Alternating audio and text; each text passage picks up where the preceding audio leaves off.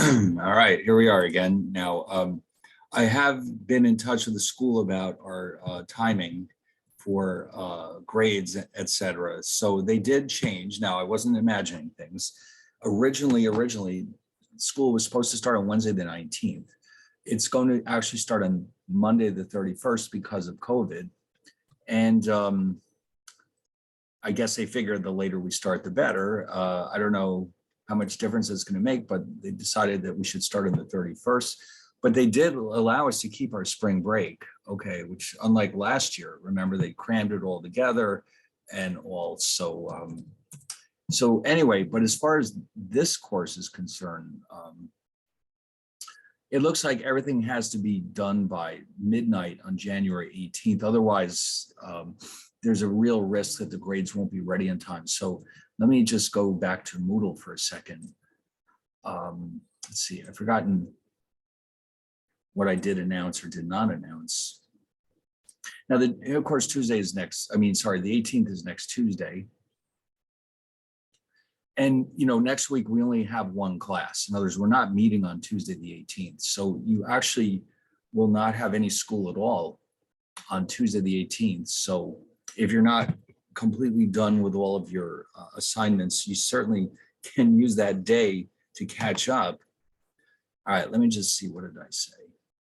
So the midterm is scheduled for Monday. All right, that's fine. Monday at midnight, don't forget, it's always midnight. What about these? So, 8 is already due tomorrow, okay. So here's what we should probably do. Let me just put this in here. Last assignments. Now, by the way, I'm going to have some numbers ready for you this week. I've been, it's such a crammed semester. It's hard to keep up with all the assignments, but what I will be doing is I'll be putting your scores in Moodle. So you can look into Moodle in the next day or so. You'll see the scores that you got for all your assignments. And so that will happen in the next day or so. But in the meantime, why don't we do this? The chapter 9 rather,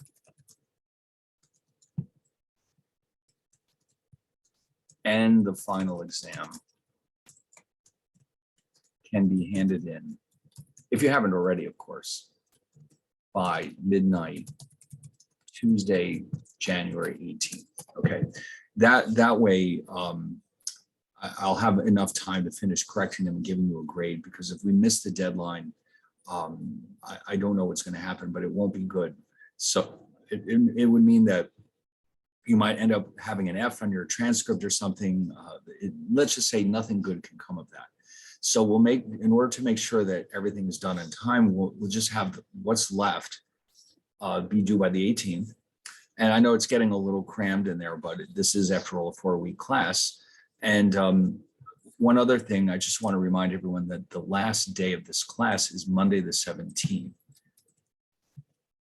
Okay, so in other words, that's it. Our last session will take place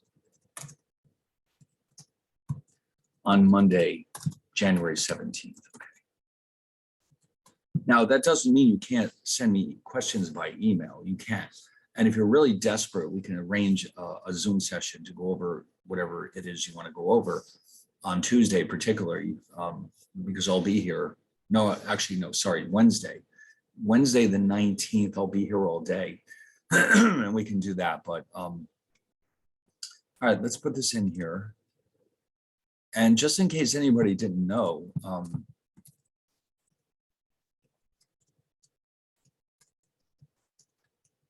which I didn't know, I found it purely by accident. The official starting date for the spring semester will be Monday. I finally got that straightened out. January 31st, not Wednesday, January 19th, as originally scheduled. So in case you had written that down and you had already bought tickets or, plane tickets or whatever, it's the 31st. So you're being given essentially a week and a half delay. I imagine that will cause us to finish a week late in May, but don't show up at school until the 31st. Let's put it that way. Okay, now as far as the moving in and all that goes, I have no idea how that's going to work. I would imagine that they have to let you in when they originally said so because, people have made plans and they're ready to move in and, they can't leave you hanging, but the actual classes won't start until the 31st. Now, of course, that only applies to SUNY purchase students. If you're not a purchase student, your school might actually start on the 18th, for all I know. You'll have to obviously check that out with your own home schools, but for purchase, we're starting on the 31st. Okay, so I think everything is in here now, all the information you need. And so what remains to be done is chapter 10.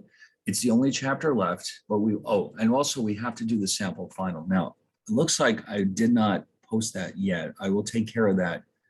Whoops, sorry, in the wrong place. I'll take care of that today.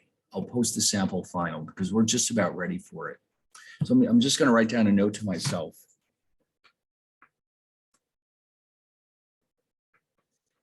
And by the way, again, it's just chapters 8, 9, and 10. All right, not the early chapters, although there's some overlapping, of course, because there's a lot of discussion about the normal distribution in 8, 9, and 10, but still the focus is on those chapters.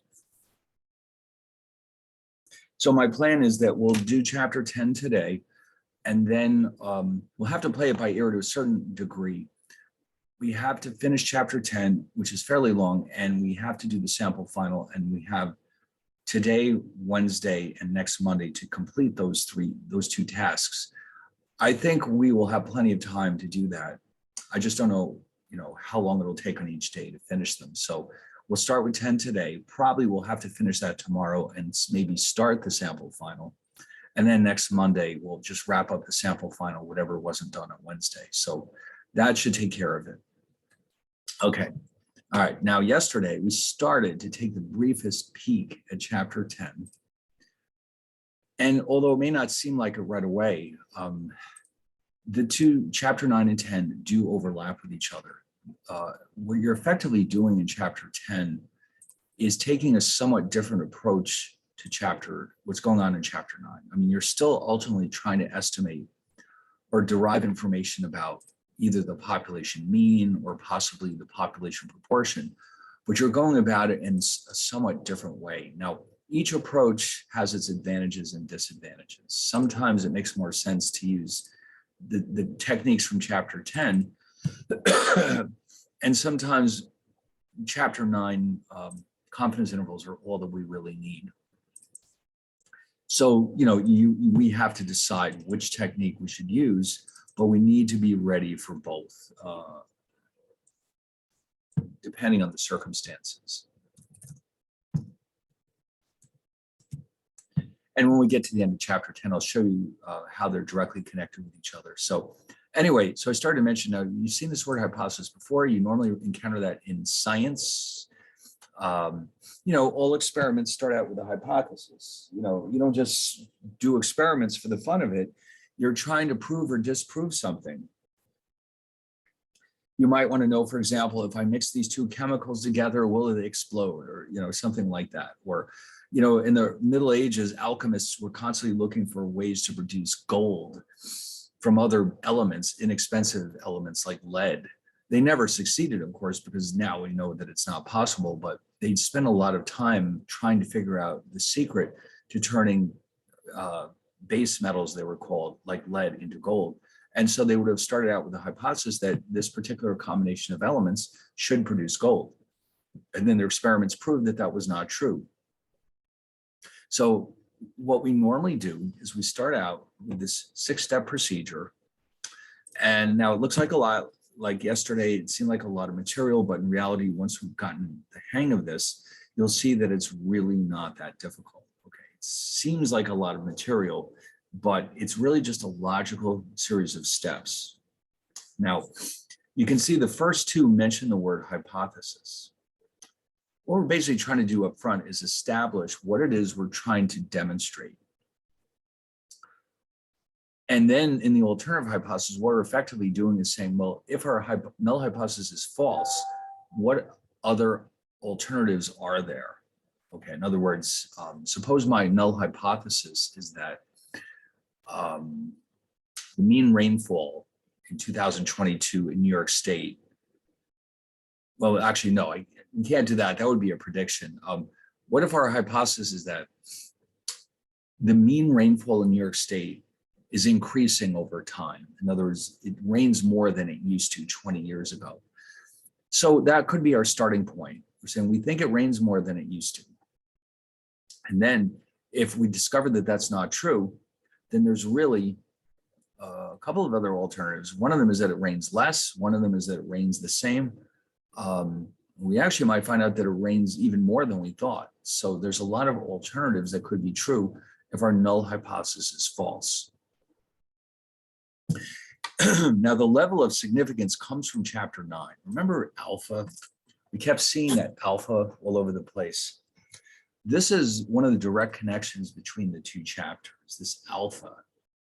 It will play a very important role in this chapter 10. Okay, now remember, alpha is the area in the tails. Okay, so remember we had, for example, with the standard normal,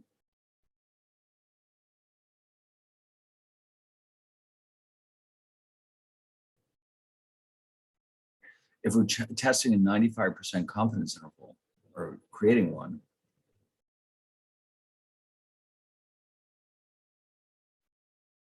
that implies that alpha is 0.05. Alpha over 2 is 0.025. That means these tail areas are both 2.5%, so that the total area in the center is 95%. So this alpha is going to show up again in chapter 10. And it's going to take on a new importance that we didn't see in chapter 9. So this proves to be very important. Now, the test statistic, this is a number that we'll use to decide if our null hypothesis is true or false. In other words, these two actually combined enable us to make decisions whether or not the null hypothesis is true or false. This test statistic we'll see is a value that we will calculate and compare it to this critical value, which is basically a benchmark that lets us know if our test statistic is consistent with our null hypothesis or not. So don't worry, we'll explain this as we go along. And then we'll use the information in parts 4 and 5 to come to a decision. Do we reject the null hypothesis or not? All right, is it true or is it false? All right, so we'll do this one step at a time. And so the null, now by the way, I don't know if you're aware of this, in British English, the word null is often used for the word zero. They both mean the same thing. Okay, now, I'm sure if you've ever been to England, you know that they have a lot of words that we have too, but they use them maybe a little differently. And so the word null actually means zero or nothing. You can think of it as nothing or zero. So the null hypothesis is our starting point. Basically, this is what we're going to assume is true unless we have strong evidence to suggest otherwise. So in other words, it's a very conservative approach. We're going to assume that this hypothesis is true unless we can prove otherwise. Now, in this chapter, we're going to focus our attention on testing hypotheses about the population mean mu and the population proportion, which I didn't list here. Okay, in other words, you might have a hypothesis that says, I think the mean GPA at SUNY Purchase is 2.9. And then we have to prove or disprove that. All right, now, here's an example that has nothing to do with math. And it's something that everybody is familiar with. You've all seen the show Law and Order enough times to know that if you find yourself on a jury trial you're supposed to assume that the defendant is innocent unless the prosecutors can prove otherwise. In other words, you're assumed to be innocent unless there's strong enough evidence to show that you're not innocent, that in fact you're guilty. In other words, it's hard to convict somebody in a jury trial because all the burden of proof is on the prosecution. They can't prove that you did something, then you walk, okay? And so what that means then is that when people are acquitted, as it's called, sometimes they're genuinely innocent and sometimes they may be guilty, but there simply isn't enough evidence to prove it. So they want to make sure that you only get convicted if you're really and truly guilty. That's how the system is set up. So in that case, the null hypothesis is that you're innocent. The alternative is that you're guilty. By the way, here's an interesting side note. Once you turn 18, you are technically eligible for jury duty, but even if you did get called, you could get out of it because you're still in school. But one of these days, you might find yourself in this position. And it's a very interesting experience, I can tell you. But anyway, there's a formal way of writing a null hypothesis about the population mean. This is what it looks like. This is how we will always express. Now, this is a number. You will replace this with a number or a constant, okay? But this is how we will write it. Mu, of course, is the population mean. That's what we're trying to find out. If we knew the population mean, none of this would be necessary. So we're assuming that we do not know what the population mean is, but we have reason to believe that it's equal to this mu0. Okay, so this is a value that we believe the mean is equal to. So if I, for example, think that the mean GPA at purchase is 2.9, I could test that hypothesis by writing, oh yeah, look at that. My hypothesis is that the population mean is 2.9. And now I'm going to set out to prove or disprove that. The little zero means that this is the null hypothesis. Remember, null means zero. This is the starting point. All right. Now, what if, now, if this is what I'm interested in finding out, if the mean is equal to 2.9, if it is not, there's actually three alternatives I could potentially choose from. So what if I find out from my sample data that the mean is clearly not equal to 2.9? We have strong evidence that it's different from 2.9. So before we do anything else, we have to specify an alternative that we will accept if the null is rejected, okay? So the alternative hypothesis is what we will accept if there's enough evidence to reject the null.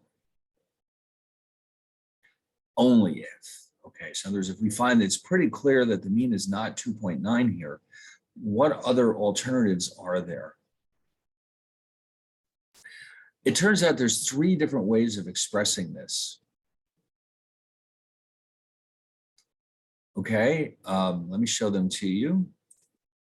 We've got the so-called two-tailed test where the mean is simply not equal to, in our example, 2.9. It's just not the same. Or it's possible that the mean, true mean is greater than 2.9. It's also possible that it's less than 2.9. Now, this alternative is something that we choose. The alternative is chosen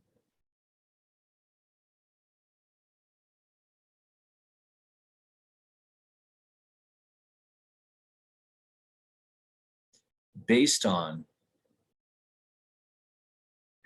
what we wish to prove. So, like, let's say that the motivation for studying the mean GPA at purchase is we want to know, we have reason to believe that our GPA has actually gone up in the last 20 years. but we want to prove it without actually having to calculate the population mean. It might take forever to do that. So instead, we'll use samples and we'll say, listen, we want to show, or we have reason to believe that the mean has gone up. If that's the case, in fact, let me add that in here. Just to do it, turn this into a full-blown example. Suppose that the administration, SUNY Purchase, wants to know if the mean GPA has risen in the last 20 years.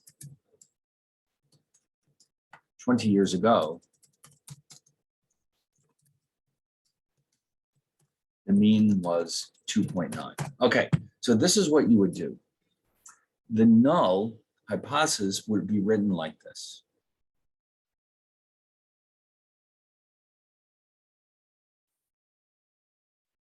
And since we're trying to find out if the mean has risen, then we would choose as our alternative this test, this version, because what that means is if we discover that the mean is not 2.9, that would provide us evidence that it's actually greater than 2.9.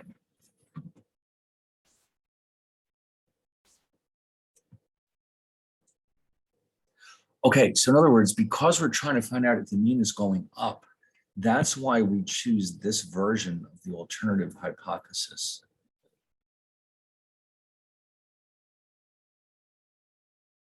Now, let's try another example of this.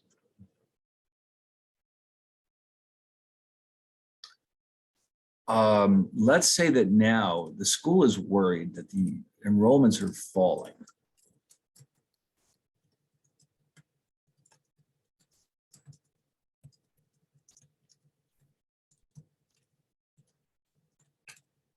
Let's say compare with 20 years ago. Now, I honestly don't know what the actual enrollment is at Purchase. Let's just say that 20 years ago, I'm completely making this up. Let's say it was, I don't know, 7,500. Okay, I have no idea. It might be much higher than that. It's probably not much lower than that. But you know, the school has gotten bigger. You know, they keep adding more buildings all the time and new majors and new programs and all this and that. But let's just say for some reason the school is worried about the enrollments. They you know, if the enrollments drop, obviously they get less revenues and et cetera, et cetera.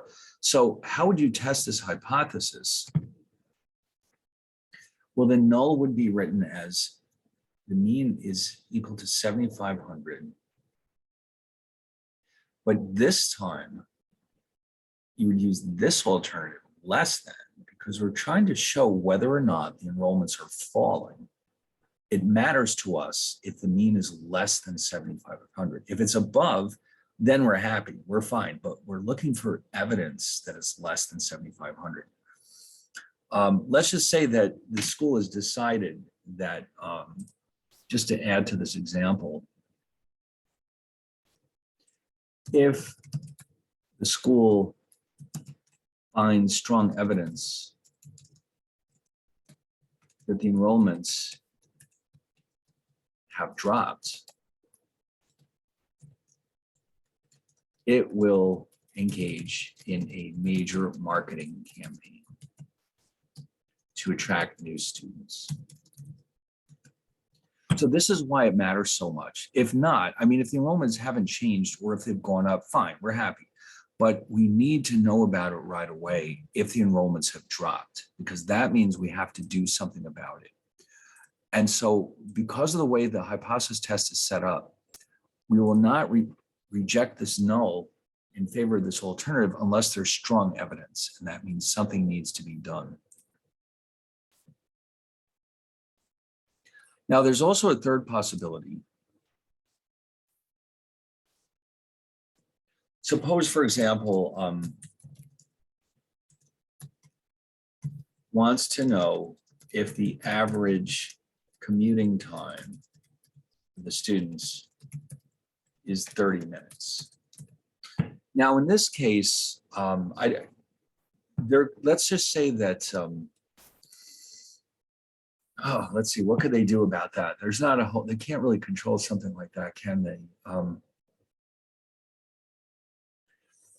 Let's see, I'm trying to think of an example where they may actually have to take an action if that's true.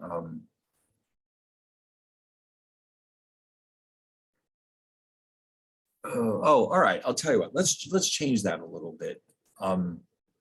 Let's say if the average financial aid package is $5,000. If the average is lower, the aid will be increased. But if the average is higher, the aid will be decreased. Oh no. Because the state will say, all right, well, then you have to give us that money back. So in other words, this time, it's important to know if the aid is above or below 5,000. It's not just above or below. Up here, remember, for the GPAs, they needed to know if it was higher than 2.9. Here, they wanted to know if the enrollments were below 7,500. But now they just need to know if it's different, because either way, they have to make a change of some kind. So that would be the case where you have this setup.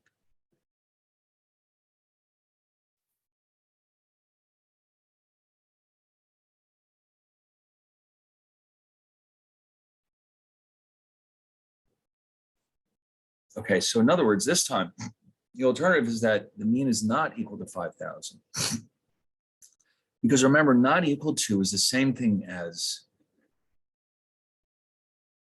it's basically a combination of less than or greater than. So you're basically trying to find out two things at once. Is it possibly below, possibly above? So the formal way of testing this is to have unequal to as our alternative hypothesis.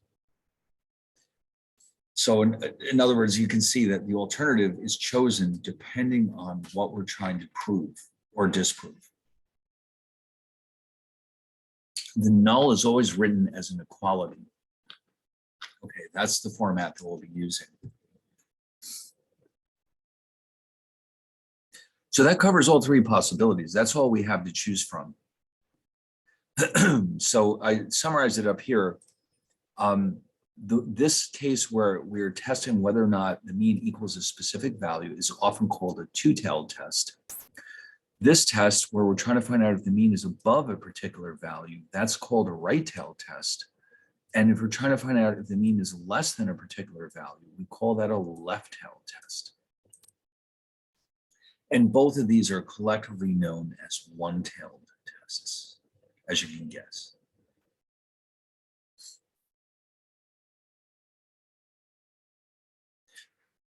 Okay. So that takes care of the alternative hypothesis. We choose it, all right? Well, actually, we choose the null too. We choose to get the two of them together based on what we're trying to find out. Okay. Oh, and by the way, I want to throw this in here now, and maybe we'll explain this more later on, but I just want to see you to see the connection here. And we'll discuss this more later on, but a two-tailed test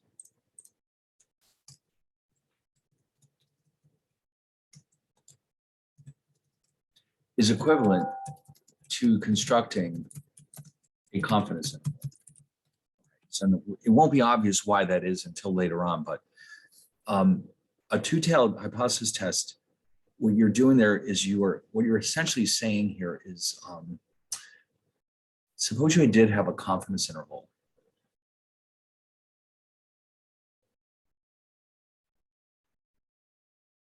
That's your interval. These are the tails.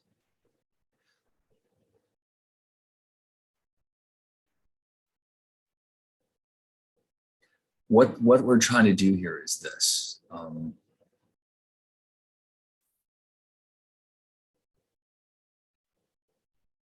The tails are where we find that we can reject the null hypothesis. The interior part is where we do not.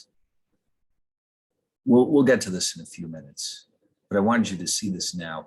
So in other words, with a two-tailed test, you're effectively creating a confidence interval, and then you're trying to decide if our data, specifically the mean, falls in one of these ranges. And that will help us decide if we reject the null hypothesis.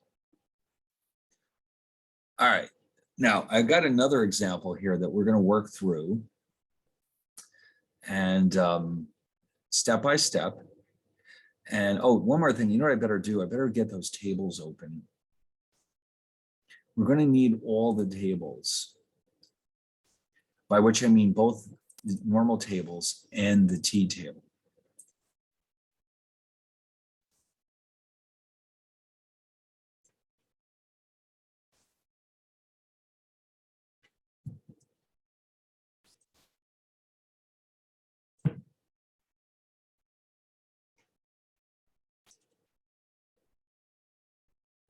All right, okay, here we go. Now, we have the government of a small country that's interested in studying the characteristics of its household incomes. They want to know if the mean household income is greater than $25,000 a year. Let's say that if it is, they're going to raise taxes. Okay, so they need to know if it's more than 25,000. So that means when we set up the hypotheses, the null and the alternative, this is going to be a right-tailed test. Okay, in other words, we're trying to find out if in fact the mean is above 25,000. So that would be this case. We don't care if it's less than or different. This is what we're aiming for. And again, we call this a right-tailed test.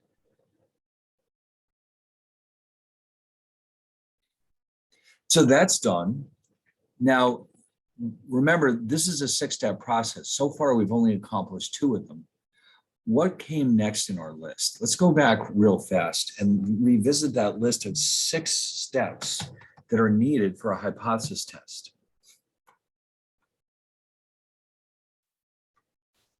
Oh, that's right, level of significance. This is our old friend alpha. So in the previous chapter, we use this to determine the level of confidence. Okay, so if alpha is 0.05, that implies that we're constructing a 95% confidence interval. But in this chapter, it has an extra, very important interpretation.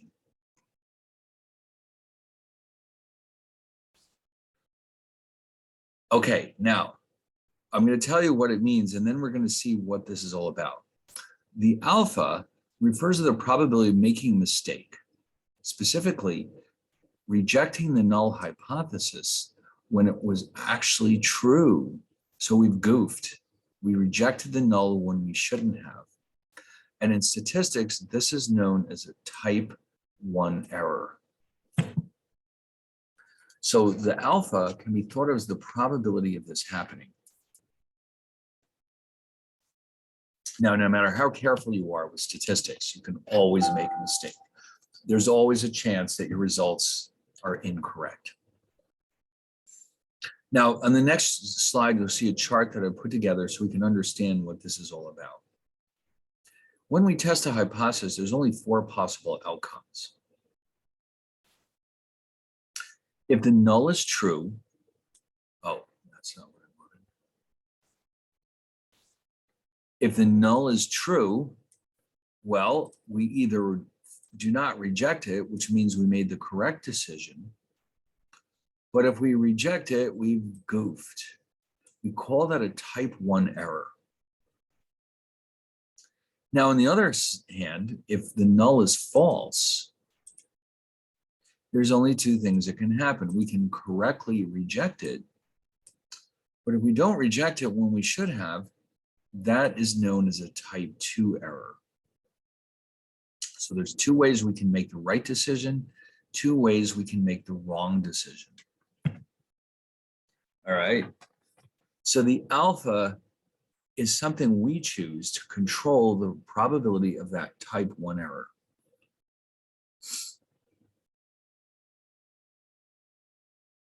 Now let's apply this to the jury trial so that I'm hoping this will make more sense if you see how this would apply to the jury trial. Remember the jury trial, we're assuming that the defendant is innocent. We will not reject that null unless we have strong evidence. All right. So in that case, so it is written. Rejecting type 1 error, remember, type 1 error means you reject the null when it's actually true. That means you are convicting an innocent person. In other words, the null, let me just write this up here. The null was that this defendant is innocent. The alternative is that they're guilty. So in other words, convicting a person who's actually guilty means you've rejected the null when it is true.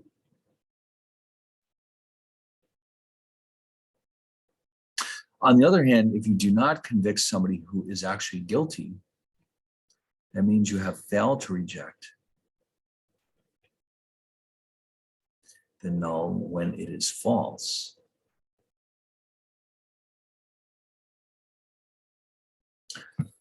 They're both possibilities, but I think, now here's the interesting part. The way our criminal justice is set up, the goal is to prevent that type 1 error and make it really, really highly unlikely, even though it turns out that the harder it is to commit a type 1 error, the easier it will be to commit a type 2 error. So in other words, the harder it is to convict someone,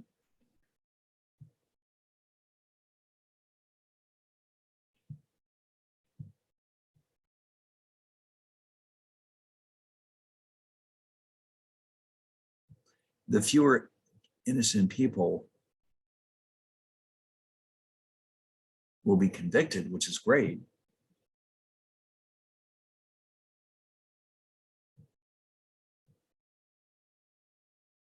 But that also means the more guilty people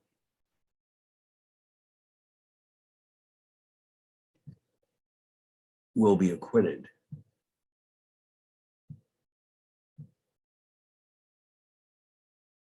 And by the way, if you're not intimately familiar with law and order, the word acquitted means that you were found not guilty.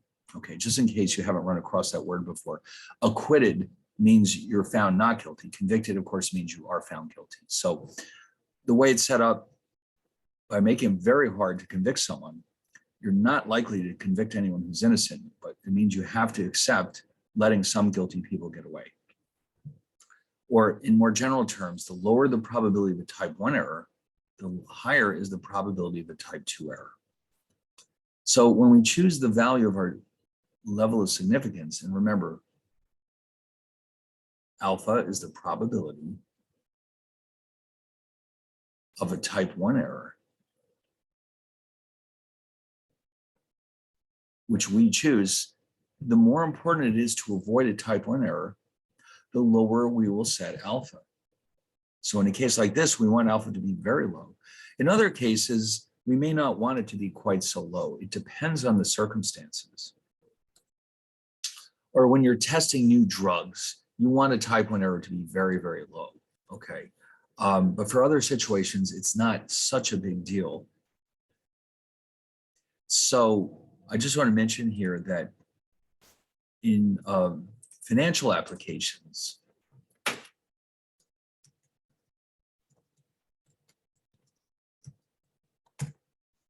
it is common to set alpha, level of significance, equal to 0.05 or 5%, only because it seems to work very well. There is no theoretical reason for this. It has been shown that this is the best choice from experience. In other words, there's no real reason why 5% is the best, except that it seems to work well. Okay, now remember, statistics is a very practical discipline.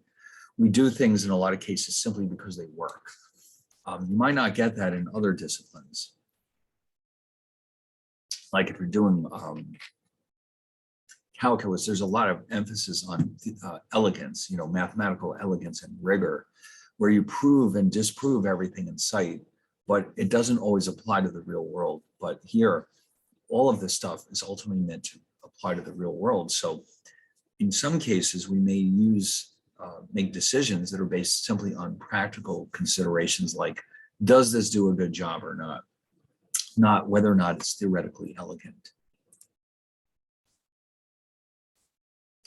All right, so in other words, most of the time we'll use 5% in this area. Now, by the way, we're going to use the Greek letter beta to represent the probability of a type 2 error. So just let's recall that alpha is the probability of a type 1 error.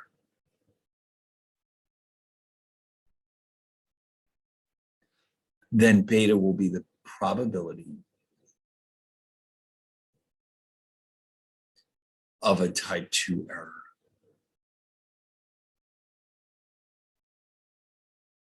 And that enables us to define even another concept, the so-called power of a test, which will be 1 minus beta, is the probability of rejecting the null when it's actually false.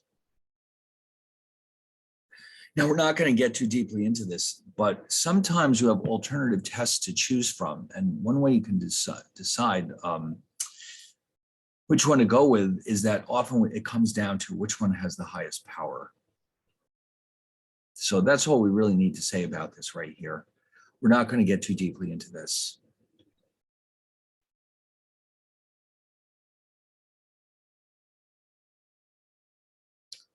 All right, now, even though 5% is the most common level of significance, sometimes we might use 1% or possibly 10%.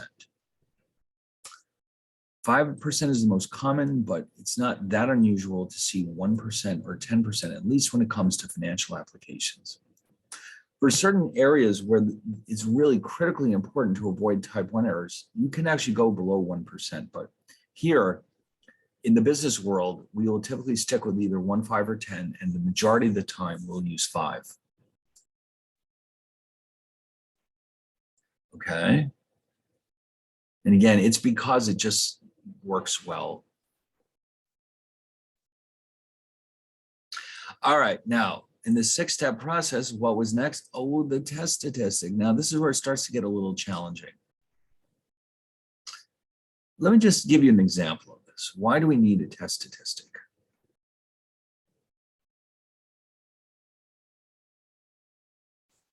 It's a numerical measure, first of all, that is constructed to determine whether or not the null hypothesis should be rejected.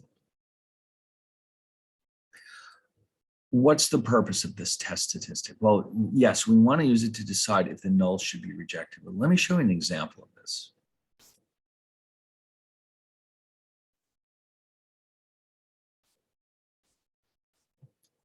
The test statistic is used to determine, well, all right, just to skip ahead a little, it's compared with a critical value, which we'll find in the next section, to determine if the null hypothesis should be rejected or not. So let's go back to our GPA example.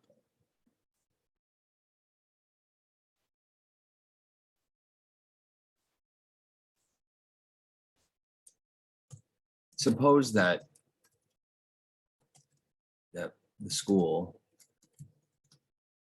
wants to know if the mean GPA has risen above 2.9. Now remember how we set that up.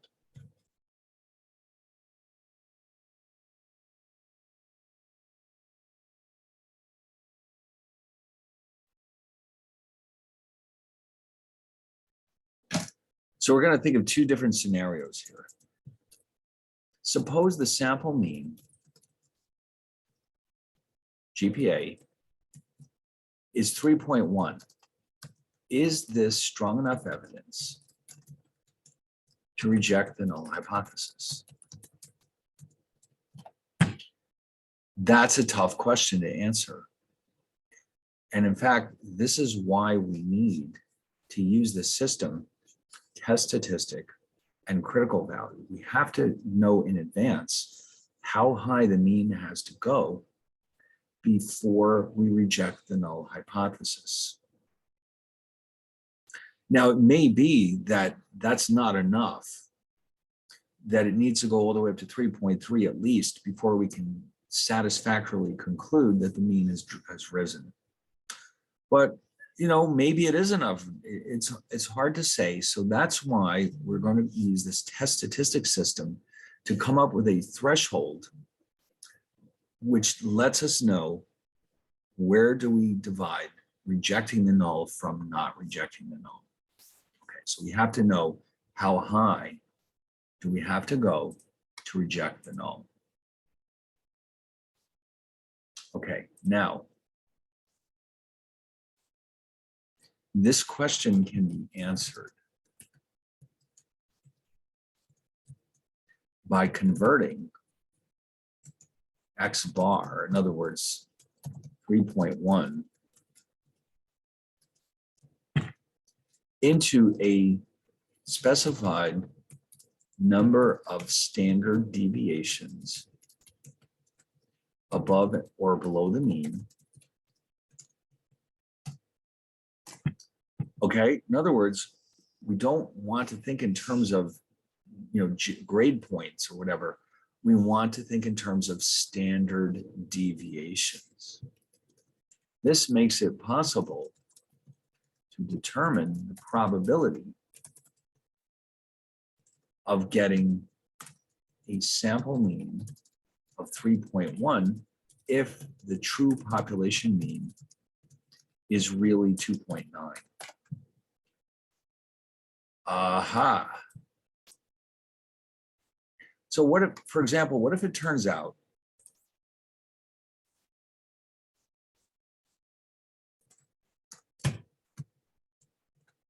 if 3.1 represents 3 standard deviations above the mean, probability of exceeding this is only about 0.003, I think. Yeah. So that a mean GPA of 3.1 is highly unlikely if the null hypothesis that the mean is 2.9 is true. Okay, in other words, if that's the case, we got a 3.1. That has a probability of 0.003 if the mean is really 2.9. Therefore, we can safely conclude that the mean has indeed risen above 2.9. Okay, so that's, in a nutshell, that's what we're trying to do. We're trying to establish the likelihood of getting that particular mean, sample mean, if the null is really true. So that's where this is going. All right, now, you might recall from the previous chapter that a decision about what to do next will come down to whether or not the population standard deviation is known. So remember, just as a rule of thumb, when sigma is known,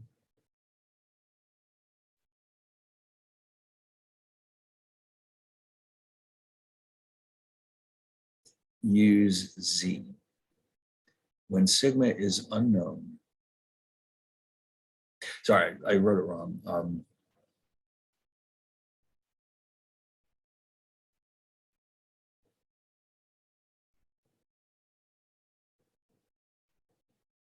use T.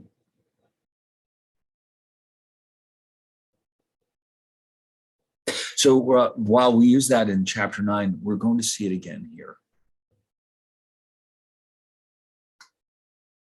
So in other words, the test statistic that we choose depends on which of these two cases we're looking at. So let me show you the case where sigma is unknown.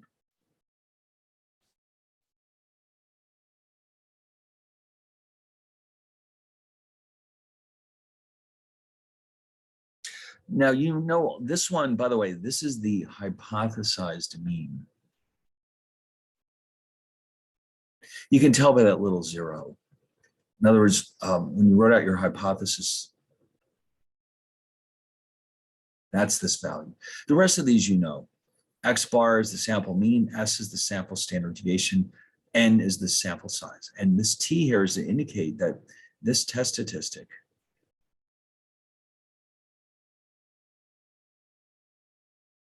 follows the T distribution.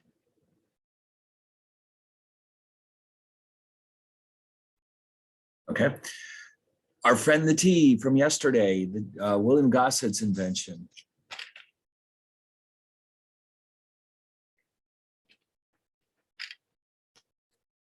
And when we calculate this, what we're actually going to wind up with is no matter what the units of X bar are, like if this is GPAs or dollars or pounds or whatever, when we're done with this test statistic, we will have a specific number of standard deviations above or below the mean. So in other words, the point of this is to convert everything into standard deviations so that we can easily calculate probabilities. All right, now what about the case where sigma is known? Interestingly enough, there's almost no change. What's different? Oh, there it is. The only difference is right here. You're replacing the S with sigma, and you're using the standard normal instead of T.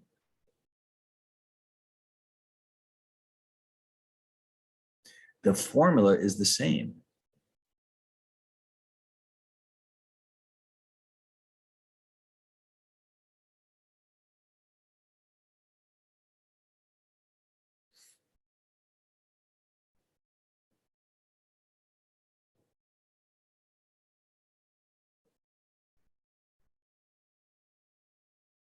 Okay, so we got two choices here.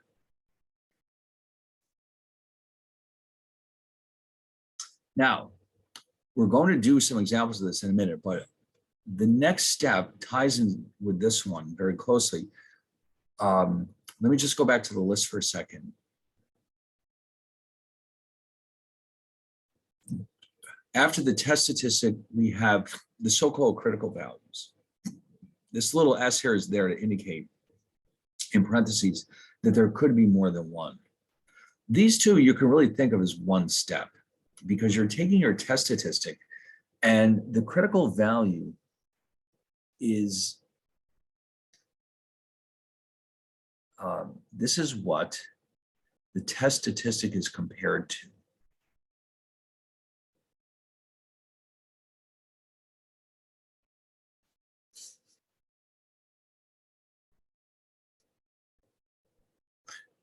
Okay, in other words, think of this as the standard, which says, listen, calculate the test statistic and compare it to the critical value. That's how we'll make our decision. And we'll see how that happens in a minute. But the critical value is essentially the benchmark against which the test statistic is being compared. Basically, what we're trying to find out is if the test statistic is above or below this critical value. And that will make our decision very simple.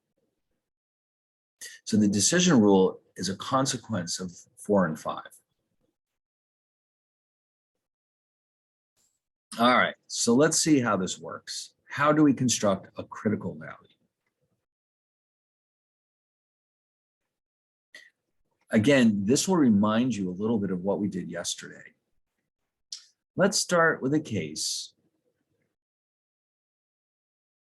of sigma is known. All right, in other words, a standard normal distribution. All right, so it turns out that the critical value depends on two things.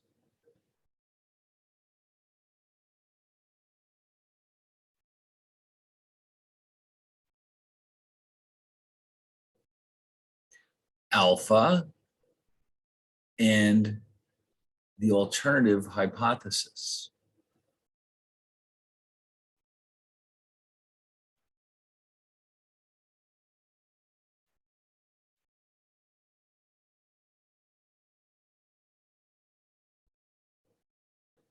So in other words, if you chose a two-tailed test,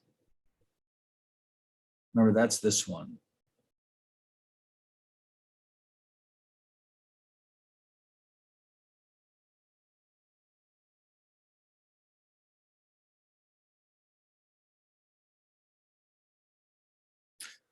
Well, then there's going to be two critical values, plus or minus z alpha over 2. This, by the way, is the case that corresponds to our confidence intervals. But here we have two other possibilities which we did not have in chapter 9. What if our alternative is that the mean is greater than mu0? There's only a single critical value. All the area is in the right tail. And don't worry, we're going to look at plenty of examples of this, but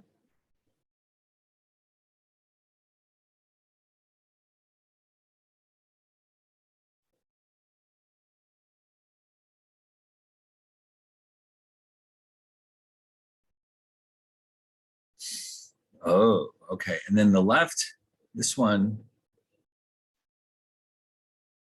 oh, that one, okay. And so now that alpha is entirely in the left tail.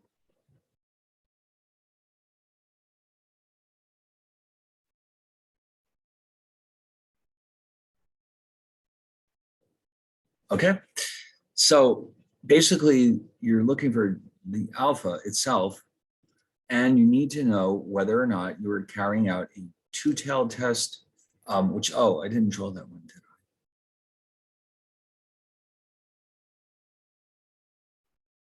This one is, like I said, is exactly like what we had yesterday.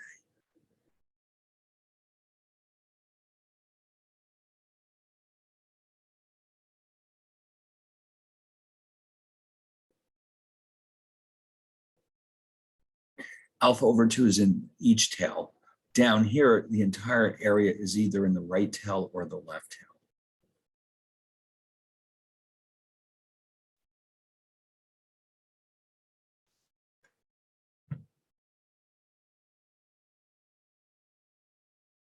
Now, again, this looks horribly complicated, but once we've done a few of these, it'll start to become very straightforward. There's a lot of background here, a lot of new terms, but you'll get it. You'll get the hang of it very quickly. Now, what I'd like to do is show you in the next slide how the decision-making process works before we do an example.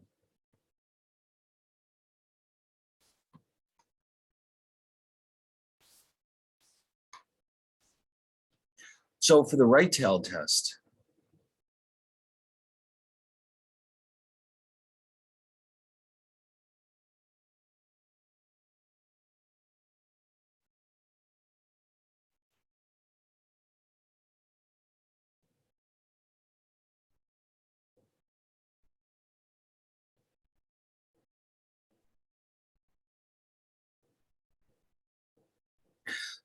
we think of this shaded region as the so-called rejection region.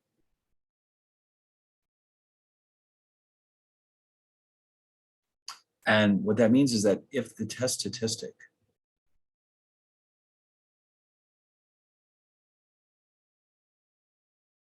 is in the rejection region,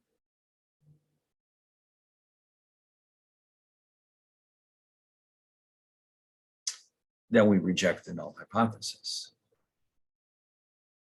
and accept the alternative. Otherwise, do not reject the null.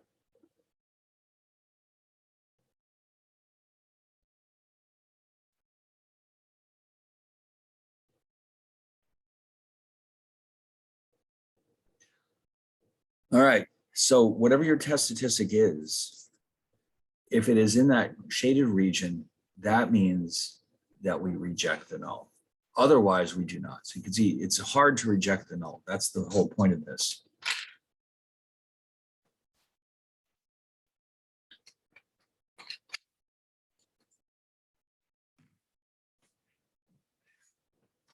All right, so let's do the same thing for the other two cases. Now, by the way, this part never changes. If the test statistic is in the rejection region, you always reject the null. The only thing that changes from one case to the next is where is the rejection region. So with the left-tailed test, and again, I'm assuming that sigma is unknown. I'm sorry, is known, so we can use the z or standard normal. So the left-tailed test,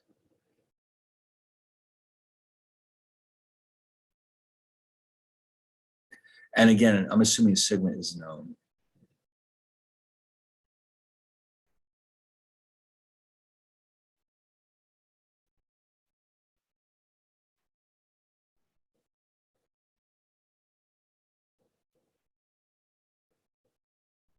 This is my rejection region.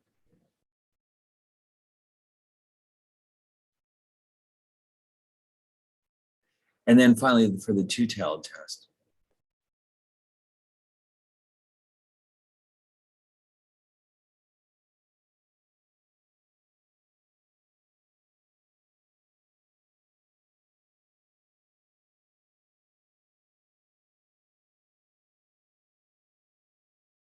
Now here, the rejection region has two parts to it.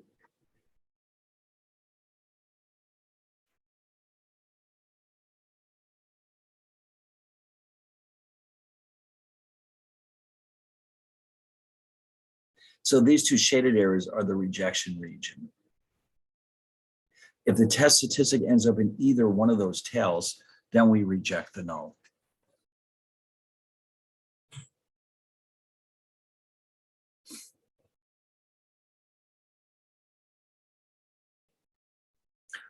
Okay, and then that's how we make our decision. The test statistic is in the rejection region, we reject, otherwise we don't.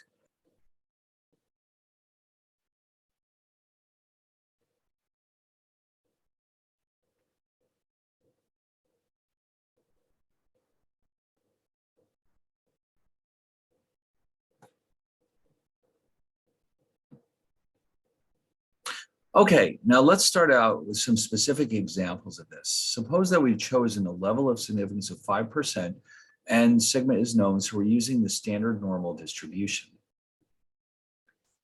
For a right-tailed test, let me show you the graph. Let me jump ahead. Now, yesterday we looked up this number in the table. Remember, we had three critical value. Well, actually, we had three confidence levels yesterday. And the 95% confidence level, for the 95% confidence level,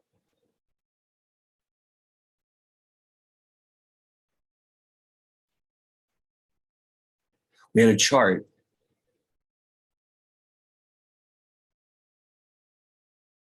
.645.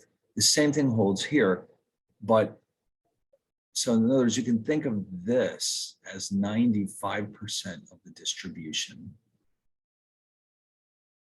And up here we have 5%, and this is our rejection region.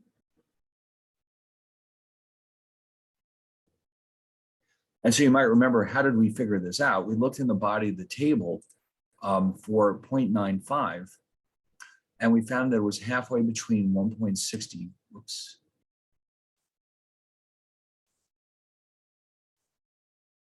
and 1.65. Okay, that's how that came about. So that 1.645 is the boundary of our rejection region. So if the test statistic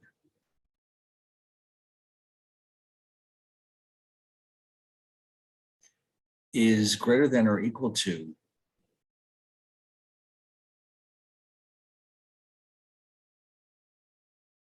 1.645, we reject the null. Otherwise, we do not.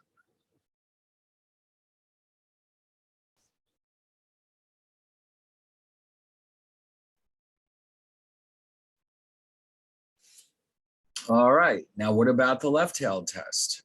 Oh, let me label this on the top so that it's crystal clear.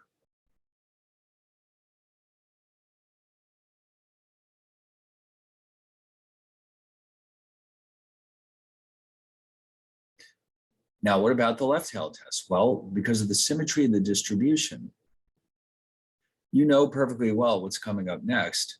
Oh yeah, here we go. Everything's in the left tail. It's still 1.645, but now it's below the mean instead of above.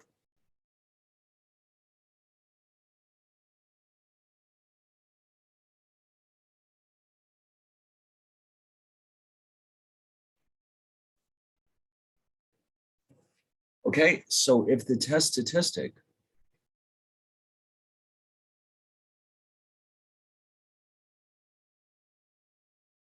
is less than or equal to negative 1.645, reject the null. Otherwise, you don't. And of course, all of this collectively has an area of 0.95.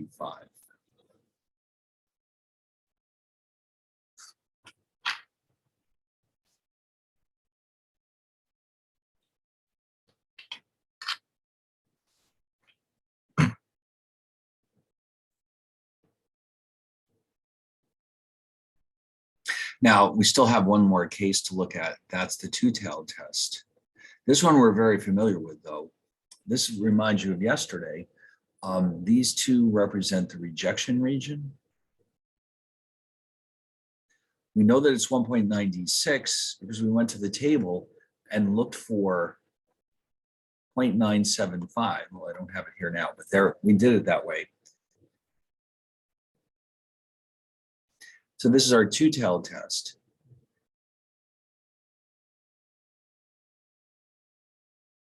Sigma is known. So if the test statistic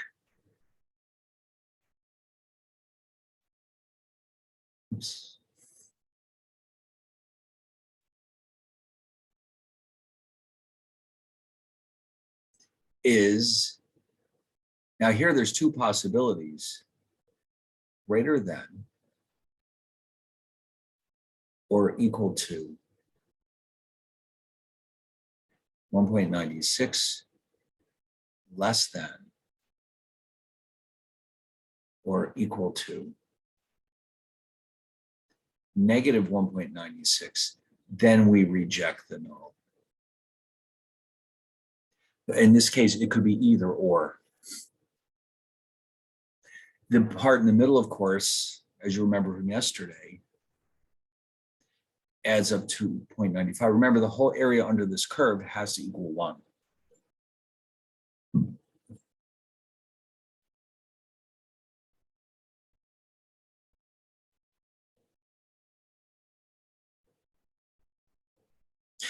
All right, now, like I said, once we do an example, you'll say, oh my God, this is not that bad. But unfortunately, we have one more thing to do here.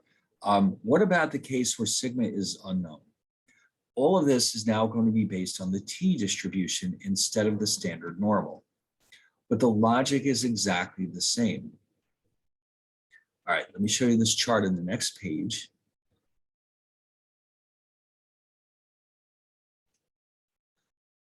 When sigma is unknown, we must use the t distribution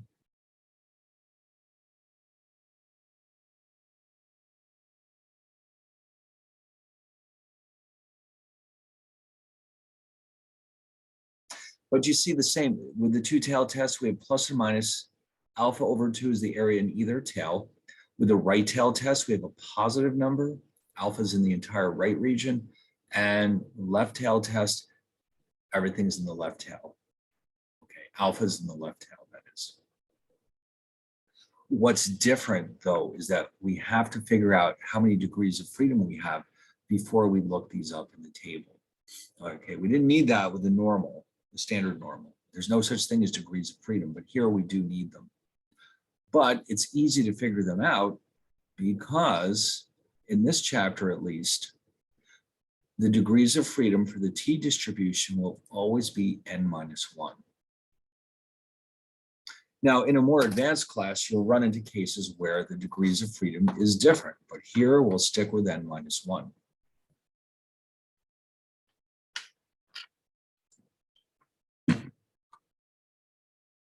So here I randomly chose a case where, for my example, the sample size is 20.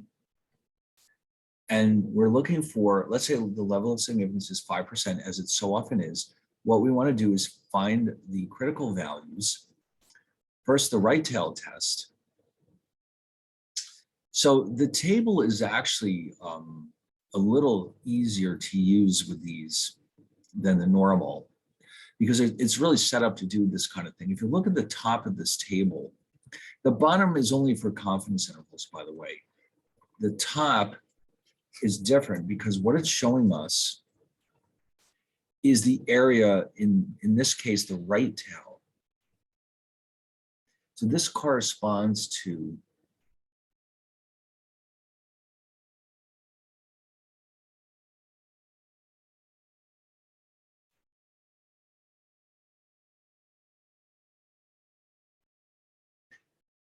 okay, hold on.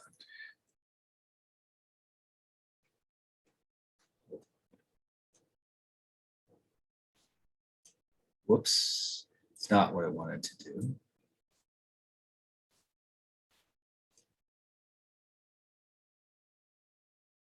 Oh, this is great. All of a sudden, my tablet has decided to stop working.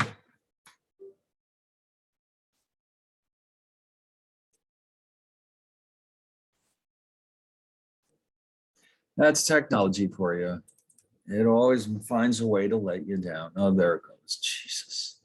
All right, let's try that again. So that means in this column, the right tail area is 0.05. Now, you can also use this in the negative case because of the symmetry of the distribution.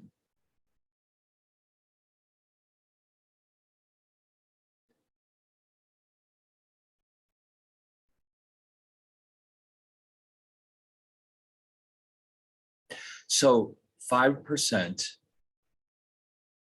is in the left tail. Now, with 19 degrees of freedom,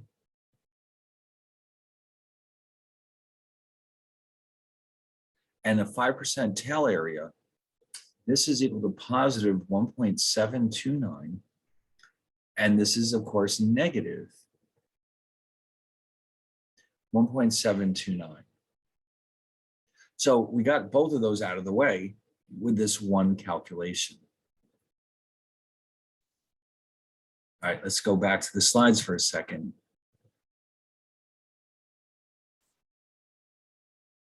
Yeah, there it is, 1.729. So if you notice on the top, they've complicated it a little bit. This is the number I'm showing you in my chart, one tail, the right or the left tail.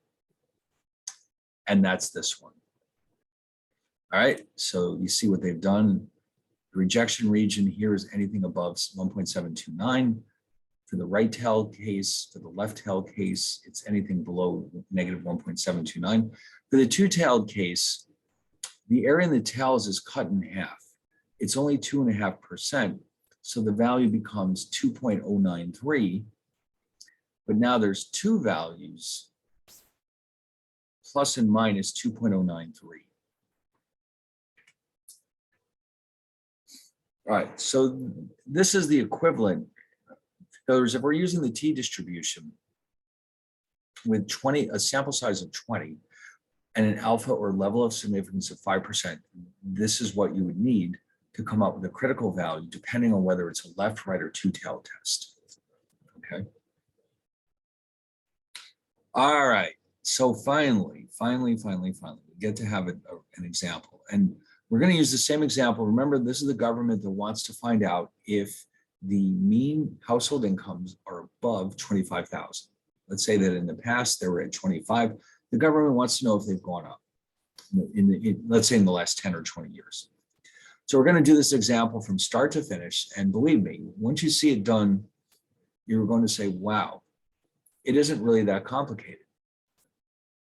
But before we do that, we of course have to have our break. It's already almost 20 after 11. So we'll do this when we get back. We'll do this example. And there's another one that follows. And so once we'll go through these two examples, you'll see that, you know what, this isn't such a big deal. It's not as complicated as it looks. It seems like a nightmare when you first are introduced to it, but once you've done it a few times, it will really not be hard at all. Okay. All right, so let's stop for a bit. And when we get back, we'll work on a couple of examples. And then we're going to also introduce proportions like we did yesterday. And then, actually, I'm surprised. We're kind of moving along faster than I expected, which is good because that gives us more time to review. All right, so I'll see you all in about 15, 20 minutes.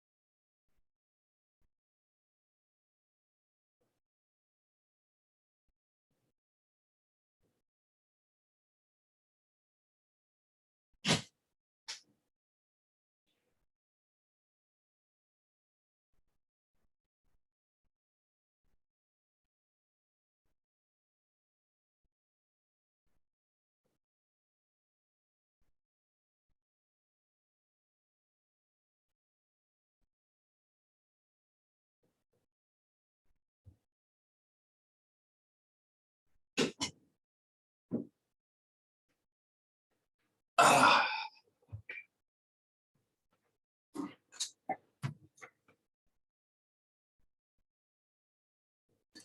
All right, here we go again. So we're going to do some examples now to tie all this together. So we started with this government example. They want to know if the mean household income is greater than 25,000. So of course they have to gather some data. And they discover that in the sample of 100 households that they've selected, the mean household income, X bar, is 27,200. And the population standard deviation is 8,400. And that, of course, implies that we're going to use the standard normal distribution for our test statistic and our critical values.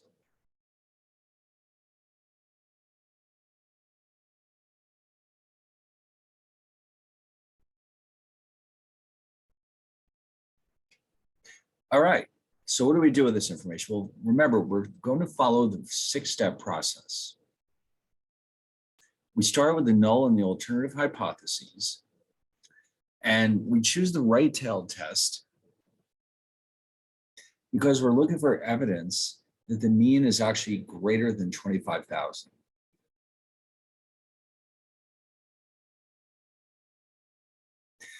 So we have the mean, the null hypothesis is that the mean is 25,000, which we'll continue to accept as true unless we find strong evidence that this is no longer the case, that now the mean is greater than 25,000.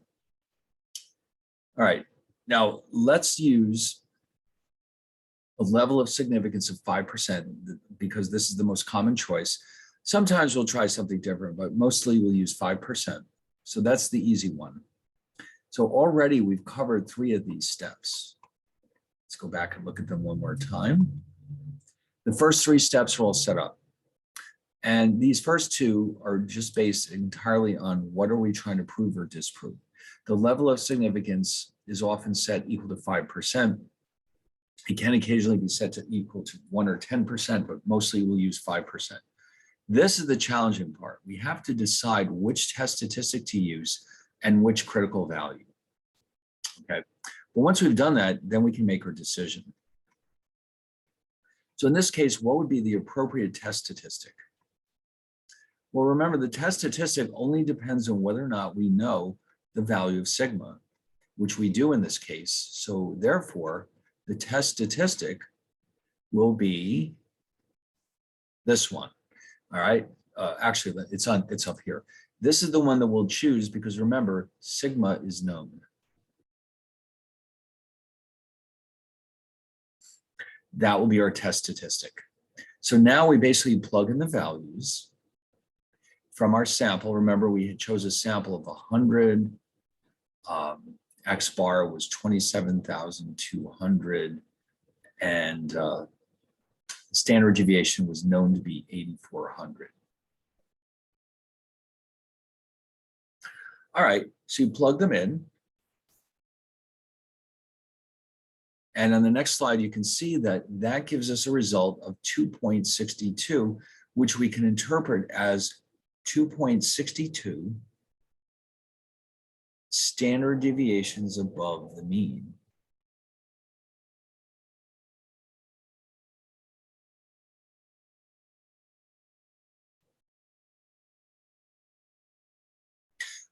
Once we have that information, we can use this information to determine the likelihood that the null hypothesis is true, because this is pretty far above the mean. 2.62 standard deviations is a very large distance away from the mean. But we can't be sure whether we should reject the null hypothesis unless we know the appropriate critical value. Now, the critical value, as you recall, comes from alpha and the alternative hypothesis. So this is a right-tailed test. And so we're looking for the identity of Z alpha, or the value of Z, such that 5% is above that, 95% is below that. We've already determined in previous examples that this is equal to 1.645 because the probability of being below that is 0.95, which is equivalent to saying that being above that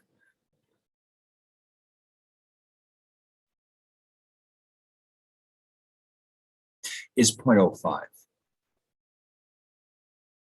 All right, so we have our test statistic and we have a critical value. Now we have to make a decision. So I've got that drawn up nicely in an Excel graph. So the two key numbers are the critical value and the test statistic. So we combine these and you can see, here we go. The critical value is 1.645, which means anything above that is our rejection region. That whole shaded region is our rejection region. The test statistic is way out here at 262. So therefore, the test statistic is in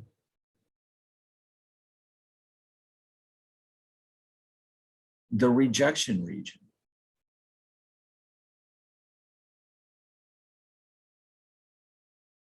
And that means reject the null hypothesis.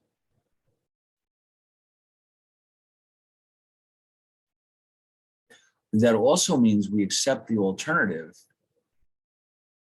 that the mean is in fact greater than 25,000.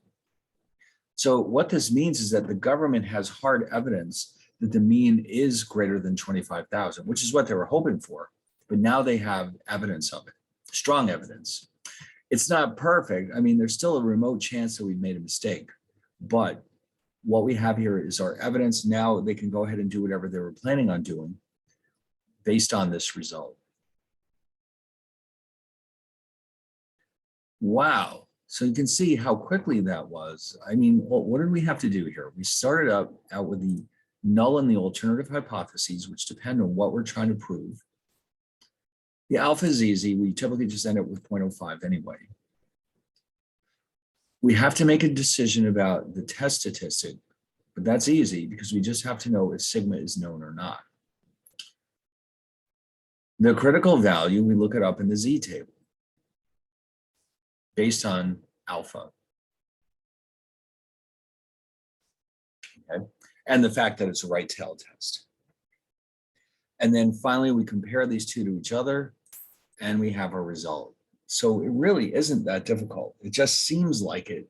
I mean, with all that background material, it seems complicated, but it really isn't.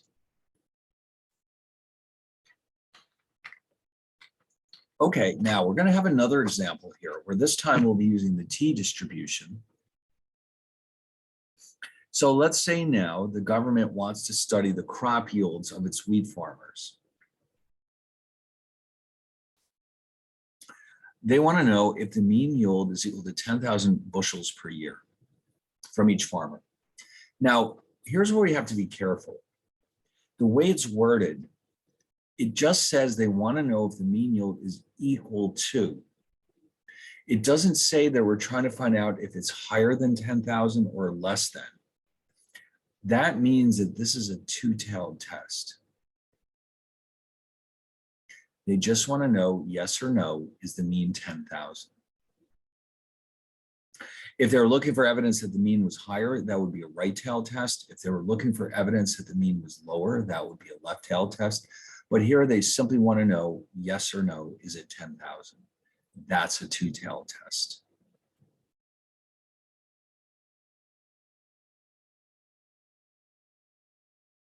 All right, so here's our data. We choose a sample. Now this is a small country. We're going to pick a sample of 8 farms. And the mean crop yield, X bar, is 8,900. And this population standard deviation is not known. Instead, we calculate the sample standard deviation of 420, and that means use the t-distribution.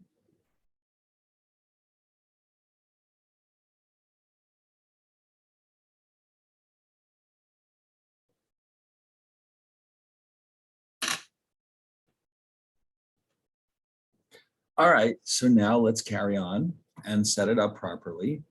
So like I said before, we're going to use a two-tailed test because we simply want to know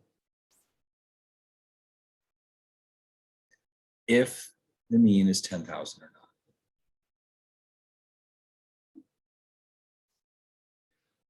And let's choose 5% as our level of significance. Why not? It's always that. So what about our test statistic? Oh, that's right. There's only two of them to choose from. So since sigma is unknown,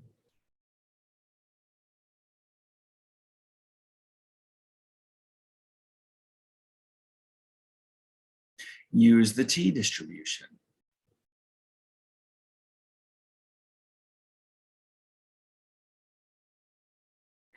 And you notice we're using S instead of Z, a sigma rather. This is our hypothesized mean.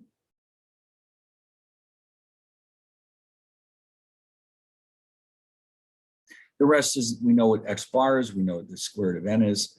All right, N is sample size. So let's plug in the numbers that we have. Remember, the sample mean proved to be 8,900. The sample standard deviation is 420 and N is 8. We plug in all these, oh, and we also, this is our hypothesized mean.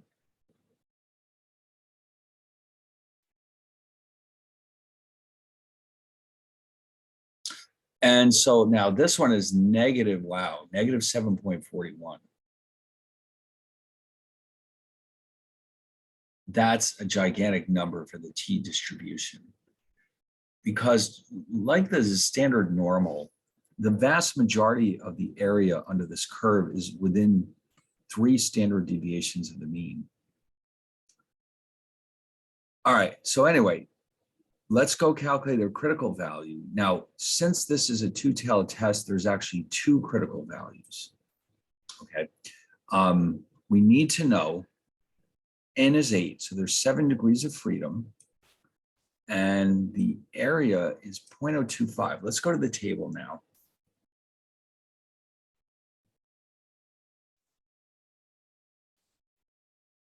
So 7 degrees of freedom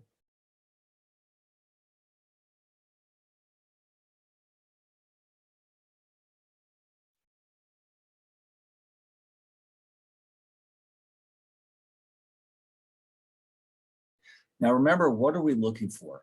Since this is a two-tailed test, we need to find the values such that 2.5% is in either tail.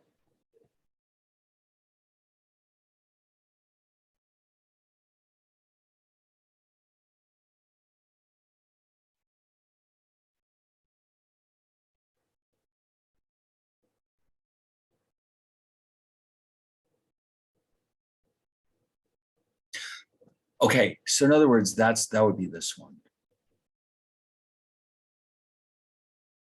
That means each tail has 2.5% in it. Although you can also think of this as the total being 0.05. I think it's easier to look at this row. Each tail has 2.5%. So where they intersect is 2.365. This is positive 2.365. This is negative.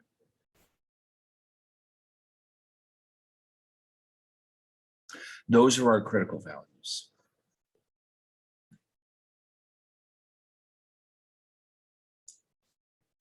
Okay, so yeah, here it's rounded to 2.36, but that's okay.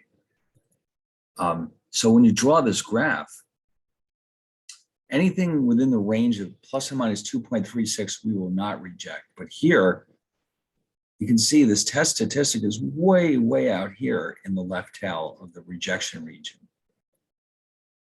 So the result here is that we're going to have to reject our null hypothesis. So in other words, we're rejecting the null, that the mean is 10,000, and we're accepting in its place the alternative that it is not 10,000.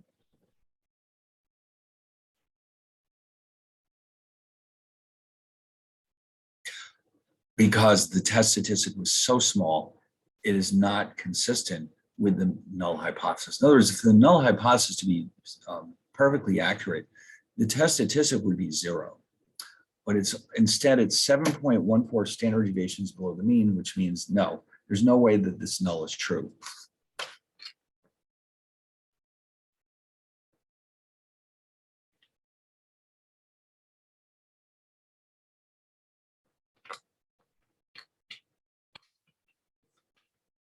Okay, now I'm going to introduce you to another alternative way of going about this hypothesis test.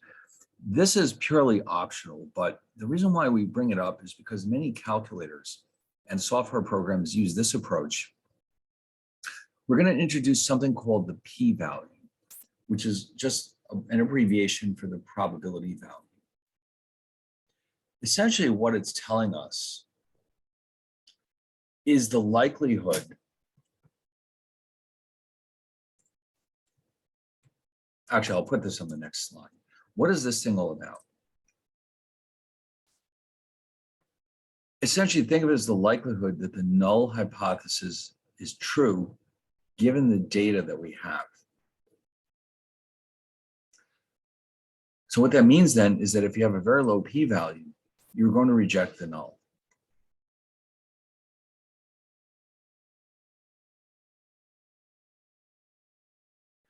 Okay, so how does this thing work? Well, and by the way, yes, here is the summary. If the p is less than or equal to alpha, we reject, otherwise we do not. So let's go back to the example of the government household example where they're trying to find out if the mean was at least 25,000. What happens here is that with a right-tailed test, given that the test statistic was 2.62, the p-value basically represents the entire area in the right tail greater than the test statistic. So if you went to your table and looked this probability up,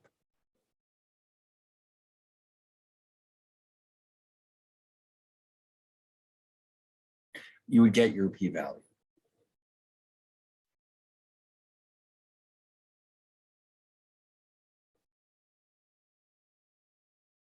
All right, why don't we do that real fast? Let's go to the table and look for 2.62.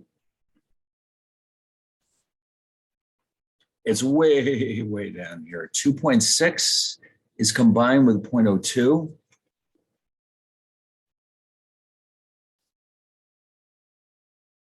And we get 0.9956. But we have to subtract that from 1.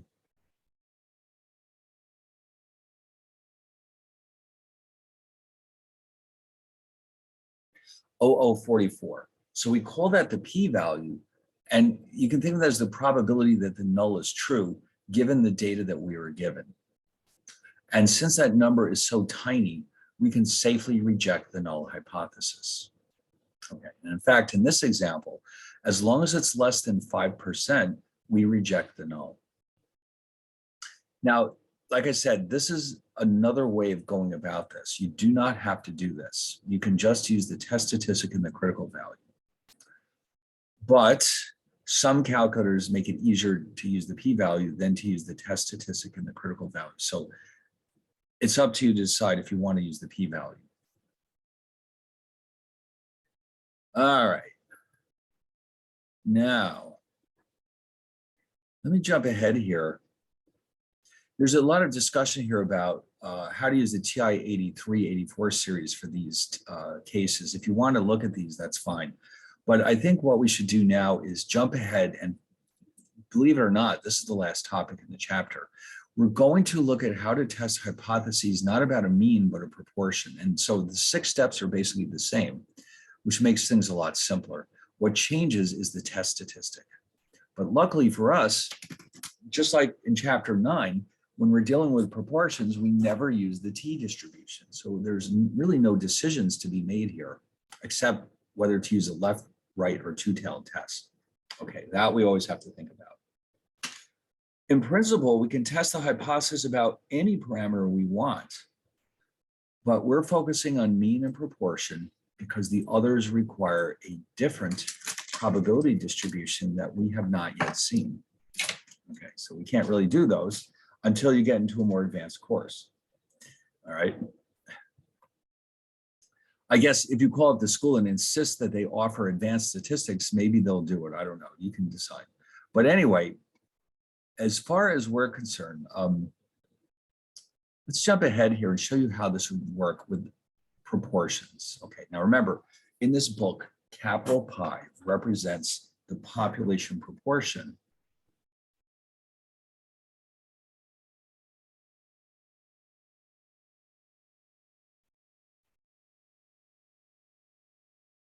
And P is the sample proportion.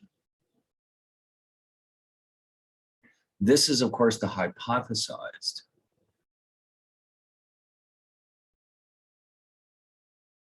Okay. Now, as far as the alternatives go, we have the same three options that we had earlier: left-tailed, right-tailed, and two-tailed. This hasn't changed. All right. I'll just remind you, this is the right-tailed test. This is the left-tailed test. And this is our two-tailed test. Of course it is. Except now it's pi instead of mu. That's the only difference.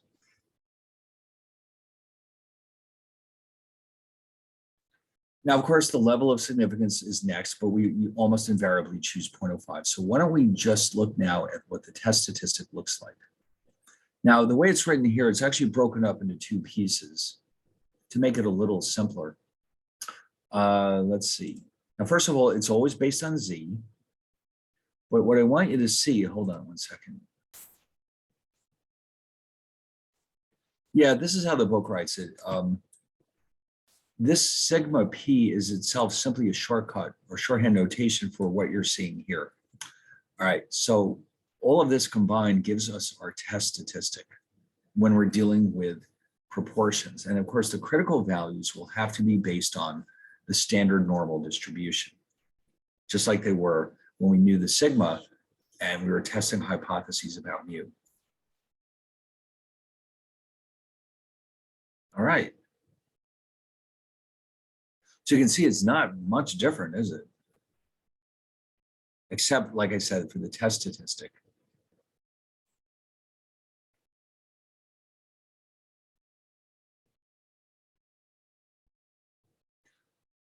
All right, so here's a situation.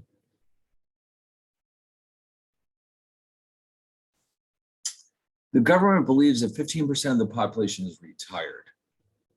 If the actual number is higher than that, it may raise the age at which Social Security may be collected, okay, because otherwise they'll run out of money. All right, so that means that pi 0 is 0.15. And in addition, we're trying to find evidence that the proportion is actually higher, because that requires them to take a major step, and that's raise the age at which you can collect Social Security. All right.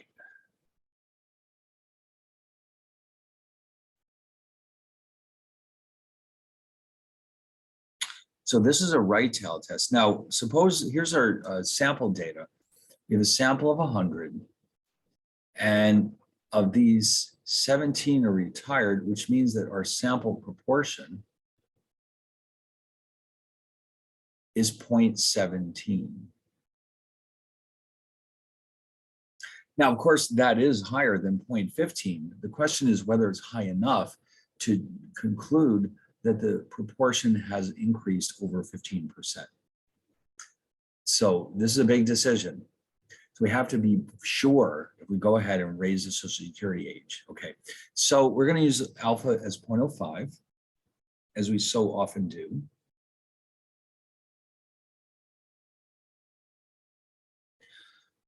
And then, let's see, the test statistic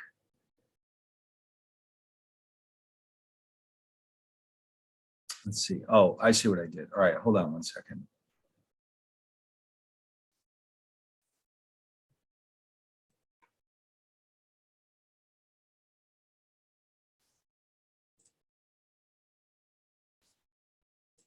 What's going on here is that sigma p, which by the way is often known as the standard error.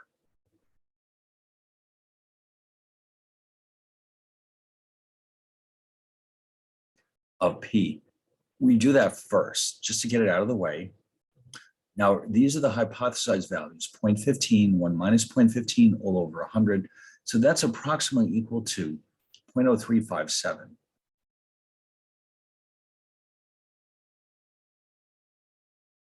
Now, remember, the sample proportion was 17%. The hypothesized value is 15%. And the standard error is 0.0357. And that ratio is very small. It's only 0.56. So that 0.17 is awfully close in terms of standard deviations to the mean of 0.15. I'm going to guess, before seeing the answer, that we're not going to reject the null hypothesis. It's just too small. But let's find out. Let's calculate the critical value. Now, again, this is a right tail test. We've seen this many times before. If the right tail area is 5%, that means we are 1.645 standard deviations above the mean. Our area is 0.05, and this is our rejection region.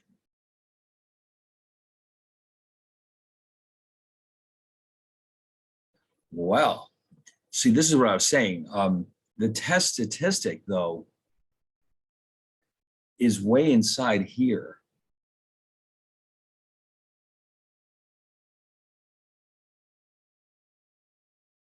Okay, actually, let me move this up here.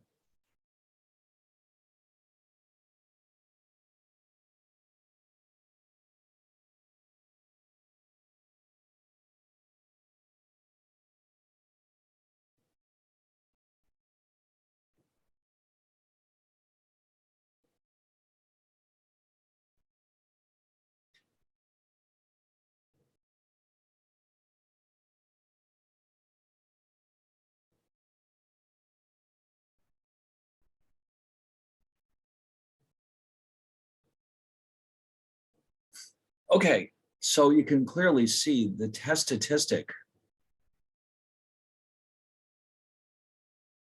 is not in the rejection region. Not even close. Okay, so that means do not reject the null. That the proportion is still 0.15. And because of that, no changes will be made to the Social Security system. We don't have enough evidence to show that the proportion has risen above 15. So we'll just leave it the way it is.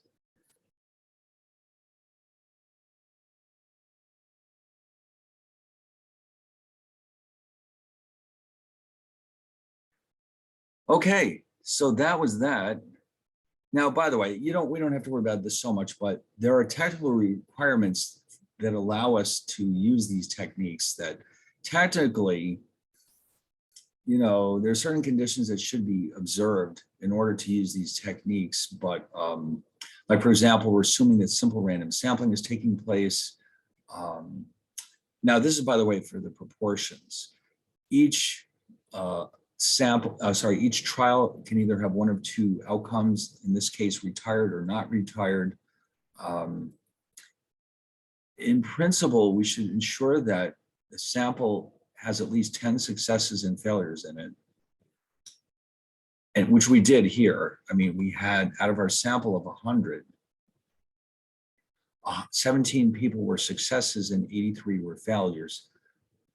In principle, the population size should be large, meaning at least 20 times greater than the sample size. Here, we're looking at the entire country, and we took a sample of 100, so that would not have been a problem. But, sometimes you get borderline cases, but in our case, our results should therefore be highly meaningful. All right, now that's 10. 10 is done. Now, since it's not quite time to go home yet, why don't we take at least a peek at the sample final, which I have hiding here somewhere. I know that I forgot to post it, but let's take a look at it right now.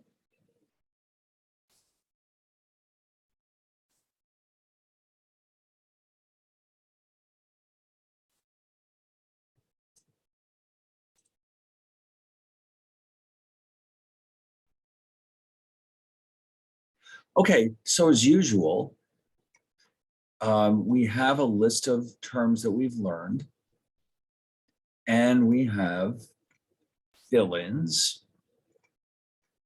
and we have problems. Now you notice this one, this one seems to be fairly short. Well, of course, the sample midterm had covered a lot more chapters. So first things first, let me post this before I completely forget.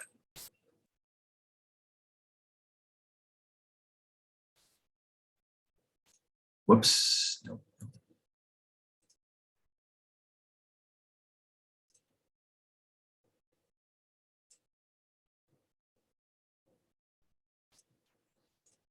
Yeah, I want to make sure I don't do something stupid like forget this. Tell you what, I know it's a rush. We just finished this stuff, but why don't we start? I think we can actually complete this tomorrow because we have 2.5 hours. It's not as long as the sample midterm. So I think we can probably do that. I mean, we can do this and we can also review anything you want to go over tomorrow because I think we'll be completely done. And if that happens, then we don't really need to have a class on Monday.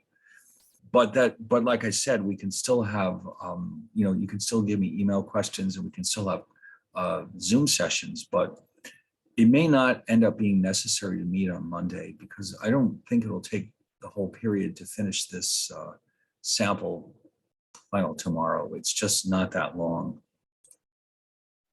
So, all right, where did it go?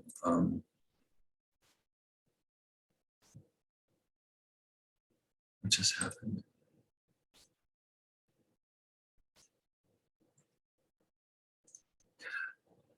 All right, let's get it open again. And let's just see what's on here. Let's look at some typical questions. All right, here we go.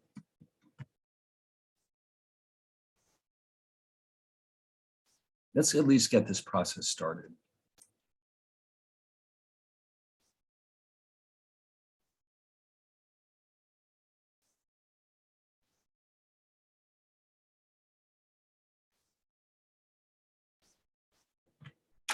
I'll call this with solutions part 1. How about that? Now this time, we're probably not going to run into memory issues.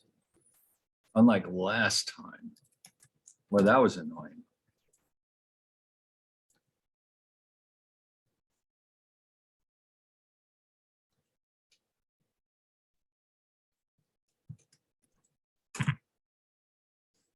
All right, let's see what we've got. All right, first things first, what is a simple random sample?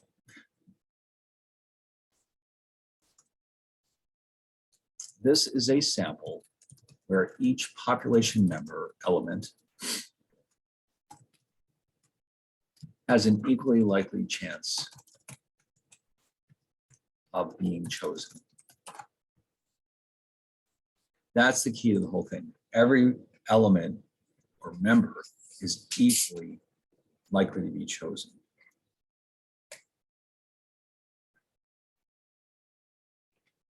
Now, the difference between a parameter and a statistic,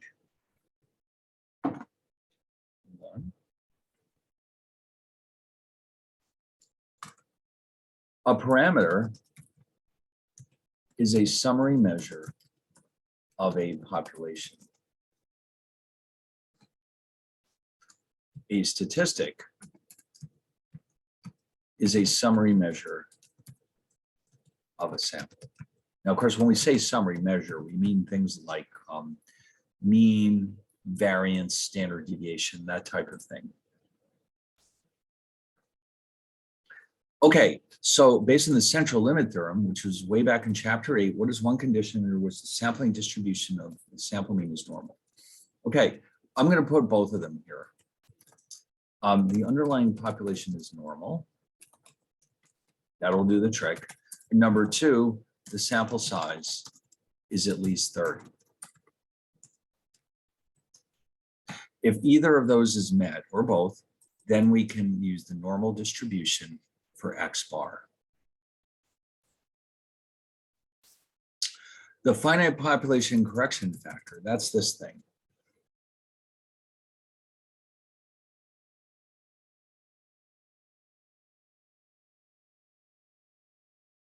Okay. And of course, don't forget the capital N is the population size.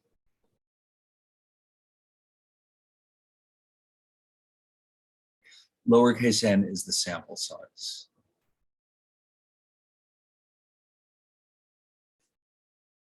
Okay, an example of a point estimator.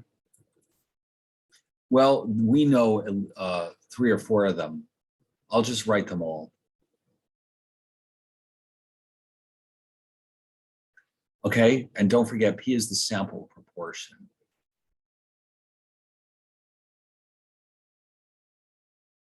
This is, of course, the sample mean,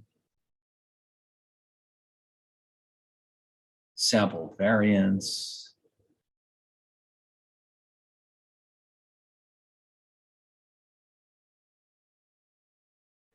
and sample standard deviation.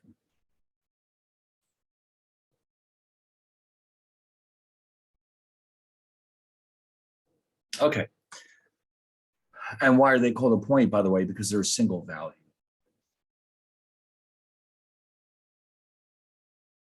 Now, if a confidence interval is for the population mean is constructed when sigma is known, what is the margin of error? All right, now remember, the whole thing looks like this.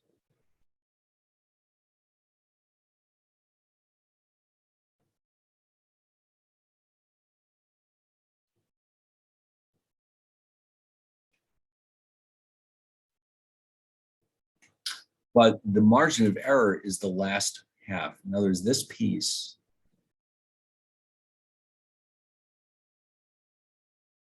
that's our margin of error.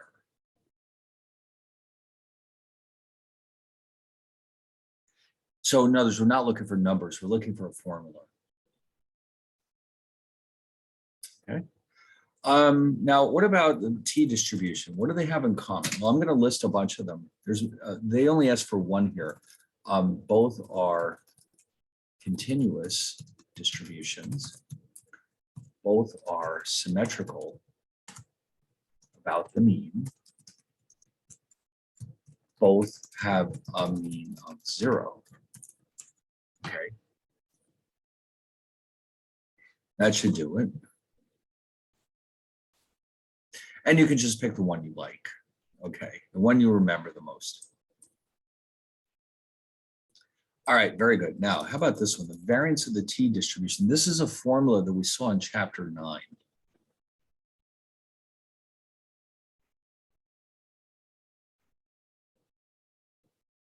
Remember, this is the Greek letter nu, and that equals the degrees of freedom.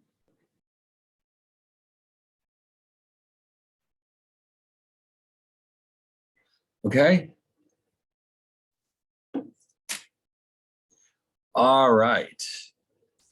Now, the types, we just saw these a few minutes ago. The type 1 error means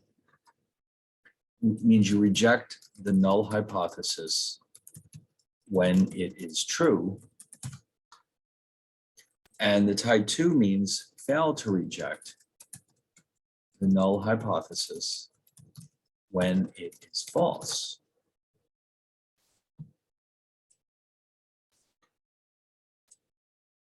Okay, and of course, it's the kind of thing you just have to memorize it. The name doesn't tell you anything, that's for sure. All right, now let's see what kind of problems we were given here. Now this one, I want to point out to you, comes from chapter 8 because, let's see what it says. The museum owns 150 sculptures. The population mean value is 100,000.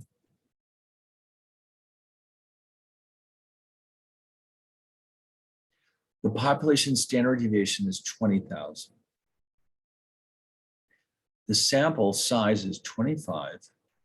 And we're trying to figure out the probability that the average price is greater than 110,000. So this means we're looking at chapter 8. Because we're looking at the probability that X bar is greater than 110,000, not X. That's why this is chapter 8. okay? So I'm not going to do any more here. This, you can do this tonight, and we'll go over this tomorrow. But I want to give you some helpful hints. Number 2 is saying to us that we have ink cartridges whose lifetimes are normal. The mean is 400.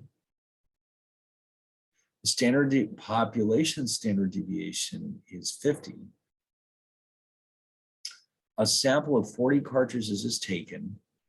The population is 1 million. Oh, by the way, I almost forgot. I was supposed to write down capital N is 150. This is the, remember in chapter 8, you have to compare these two. So don't forget about that. I forgot. Okay, 150 is the population. And here's a helpful hint. That means this is a large sample.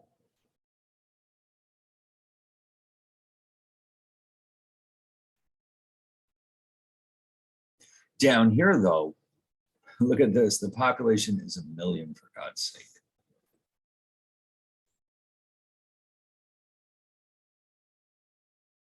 So this is clearly a small sample.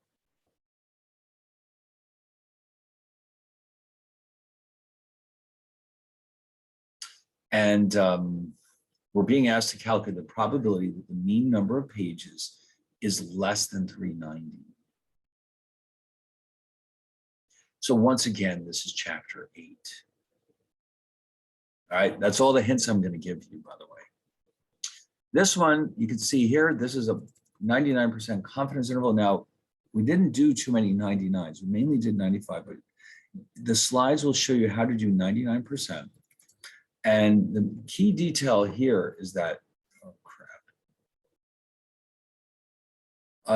We're trying to study the spending habits of our customers. We're trying to analyze the average amount spent per vacation.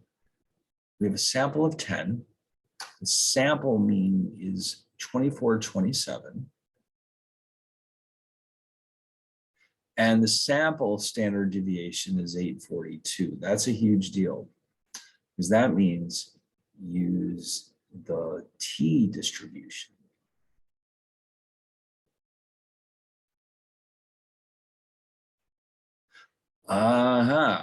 Because sigma is unknown. And 1 minus alpha, 99%, which implies that alpha is 0.01. Don't forget about that. Okay. And also don't forget the degrees of freedom is n minus 1, which is 9. So that's all you need to know. You should be able to do the rest very simply and easily. We'll fill the gaps in tomorrow.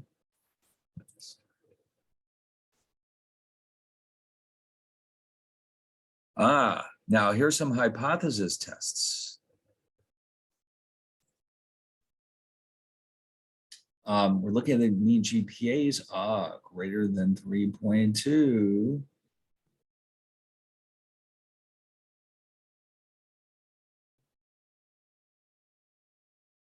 This is a right-tailed test. Sample size is 100. The sample mean is 3.28. And the sample standard deviation is 0.2, which means use the t distribution. Oh, and one more thing, alpha is 0.05. All right, the rest is up to you. Now, here's another hypothesis test. We're looking to see if the average salary is less than 100,000.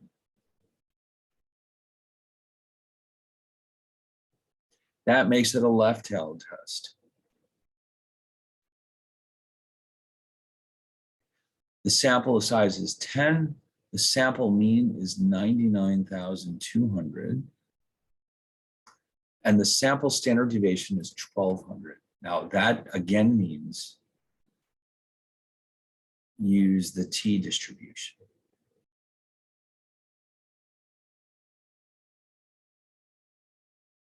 Okay. How about this one? This is, another confidence interval. What is for proportions?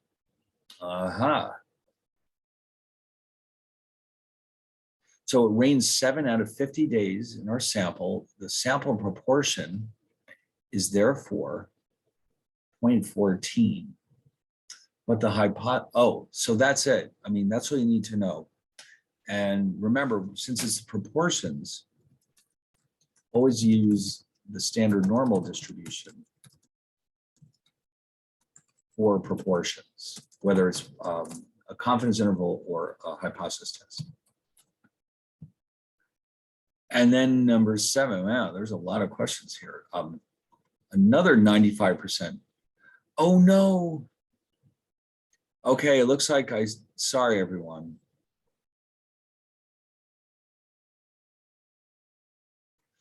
I goofed. This number 7, we do not know how to do. Sorry about that. I didn't realize that was in there. Okay.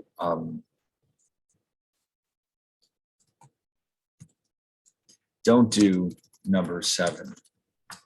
Only because we haven't done this, because we're comparing 2 different populations. That's why we don't yet know how to do this. All right, that's my fault. And then finally, we're looking at, oh, you know, I noticed that sometimes the wording confuses people. We're looking for proportions here. We want to make sure that it is no more than 2%. If it's more than 2, a change will be made in the way that the parts are produced. So we're looking for evidence that the proportion is more than 2%. Okay. We have 150 parts. Oh, sorry, that's the sample size.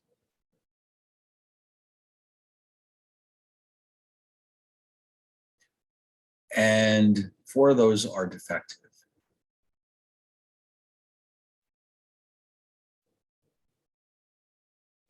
And that's equal to approximately 0.0267.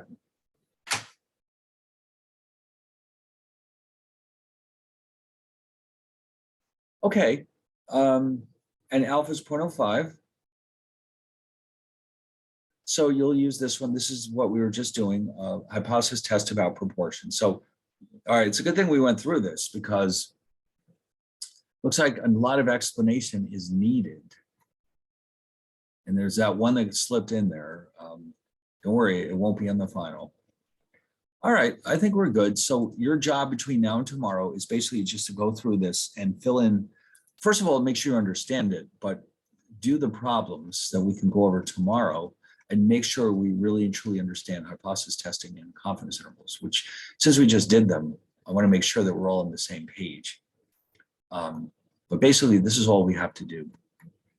Okay, so I'll see you all tomorrow. Okay, unless there's last minute questions. Yes, go ahead, Haley. Yes. Sorry, I had a question about actually about 2 problems on the chapter 8 problem set. Oh, all right, let me go get them open.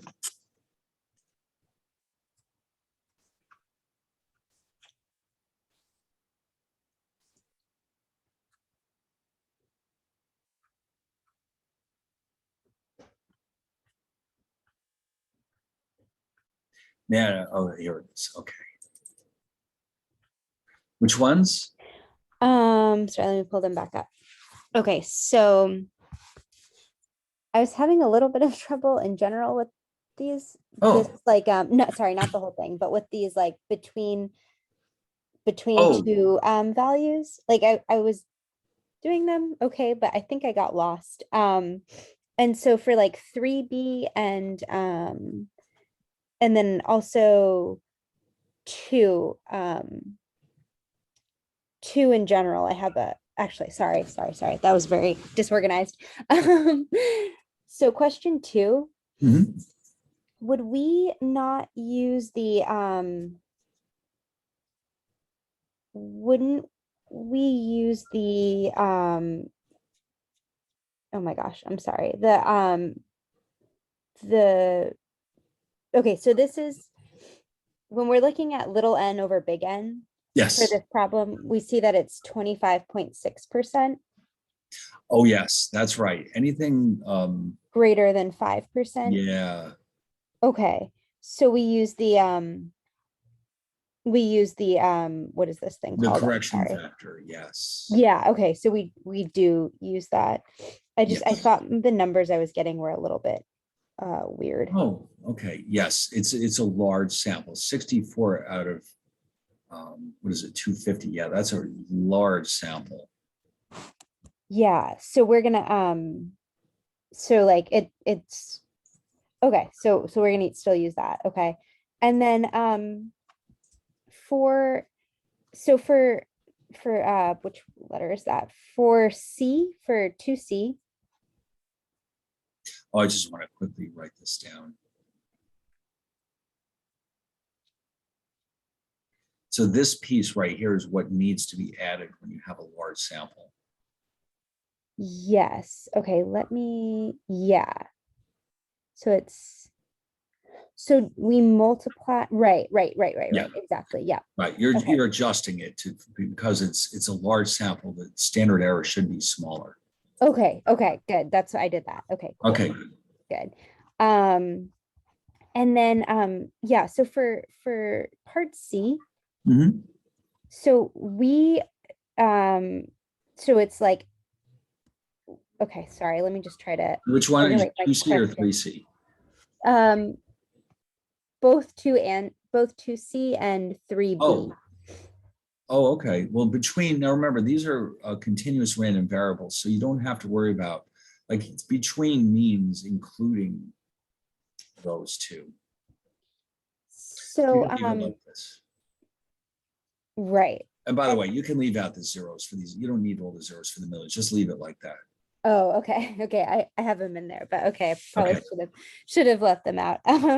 Yeah, it's all right. It doesn't matter, but it's just quicker if you just leave out the zeros. Okay. So can we still use, so we're gonna still use like B minus A to find Oh, yeah, the B? absolutely. Yes. Once you've converted this to a standard normal form, whatever it is, yes, because it's in an in-betweener, you have to subtract one from the other. Okay, and then my very stupid question, because I got lost somewhere along here. Uh-huh. So for like A, for like Uh-huh. the 3.8. Oh, yeah. You know what that is? A is greater than Right. So that we 4.2. have to use like the minus, like 1 minus that, right? Yeah, That's okay. right. Otherwise, you'll never, the table won't show it to you if you don't do it this way. Okay, so that's A. So if we were writing this out, it would be like P of X bar less than 4.4 minus 1 minus P of X less than 4.2, right? Oh, well, remember, in these cases, the way you convert this into the standard normal is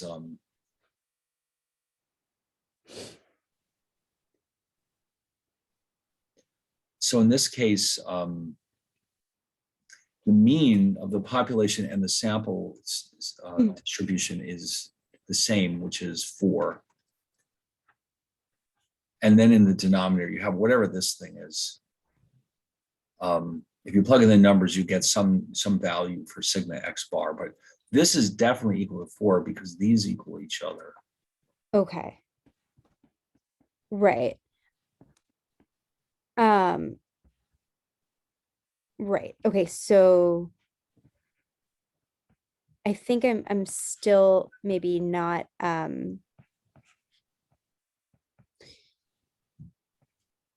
What'd you get for sigma x bar? for sigma x bar for Yeah. this, I got 515,474 and then 82 cents. Did you remember to take the square root? I did, yeah. Okay, just making sure because it's easy to forget about that. In the denominator, you have sigma, not sigma squared. All right, so now here's the thing though. If you're going to call 4,000,004, you have to do the same thing in the denominator.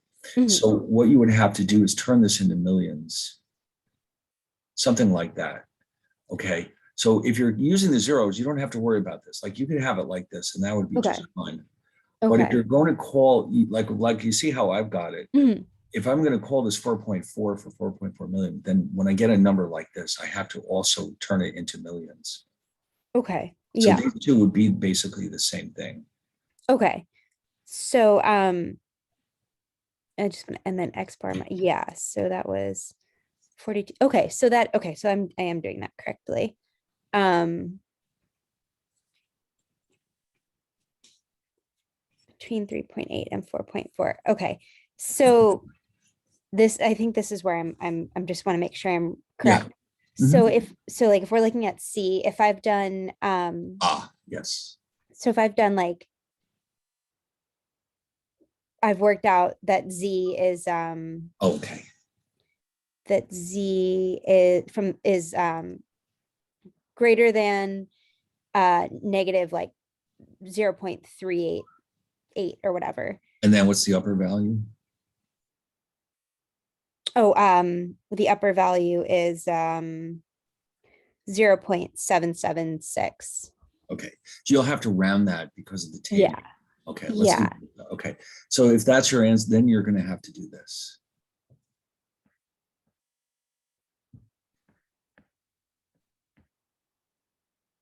Oops.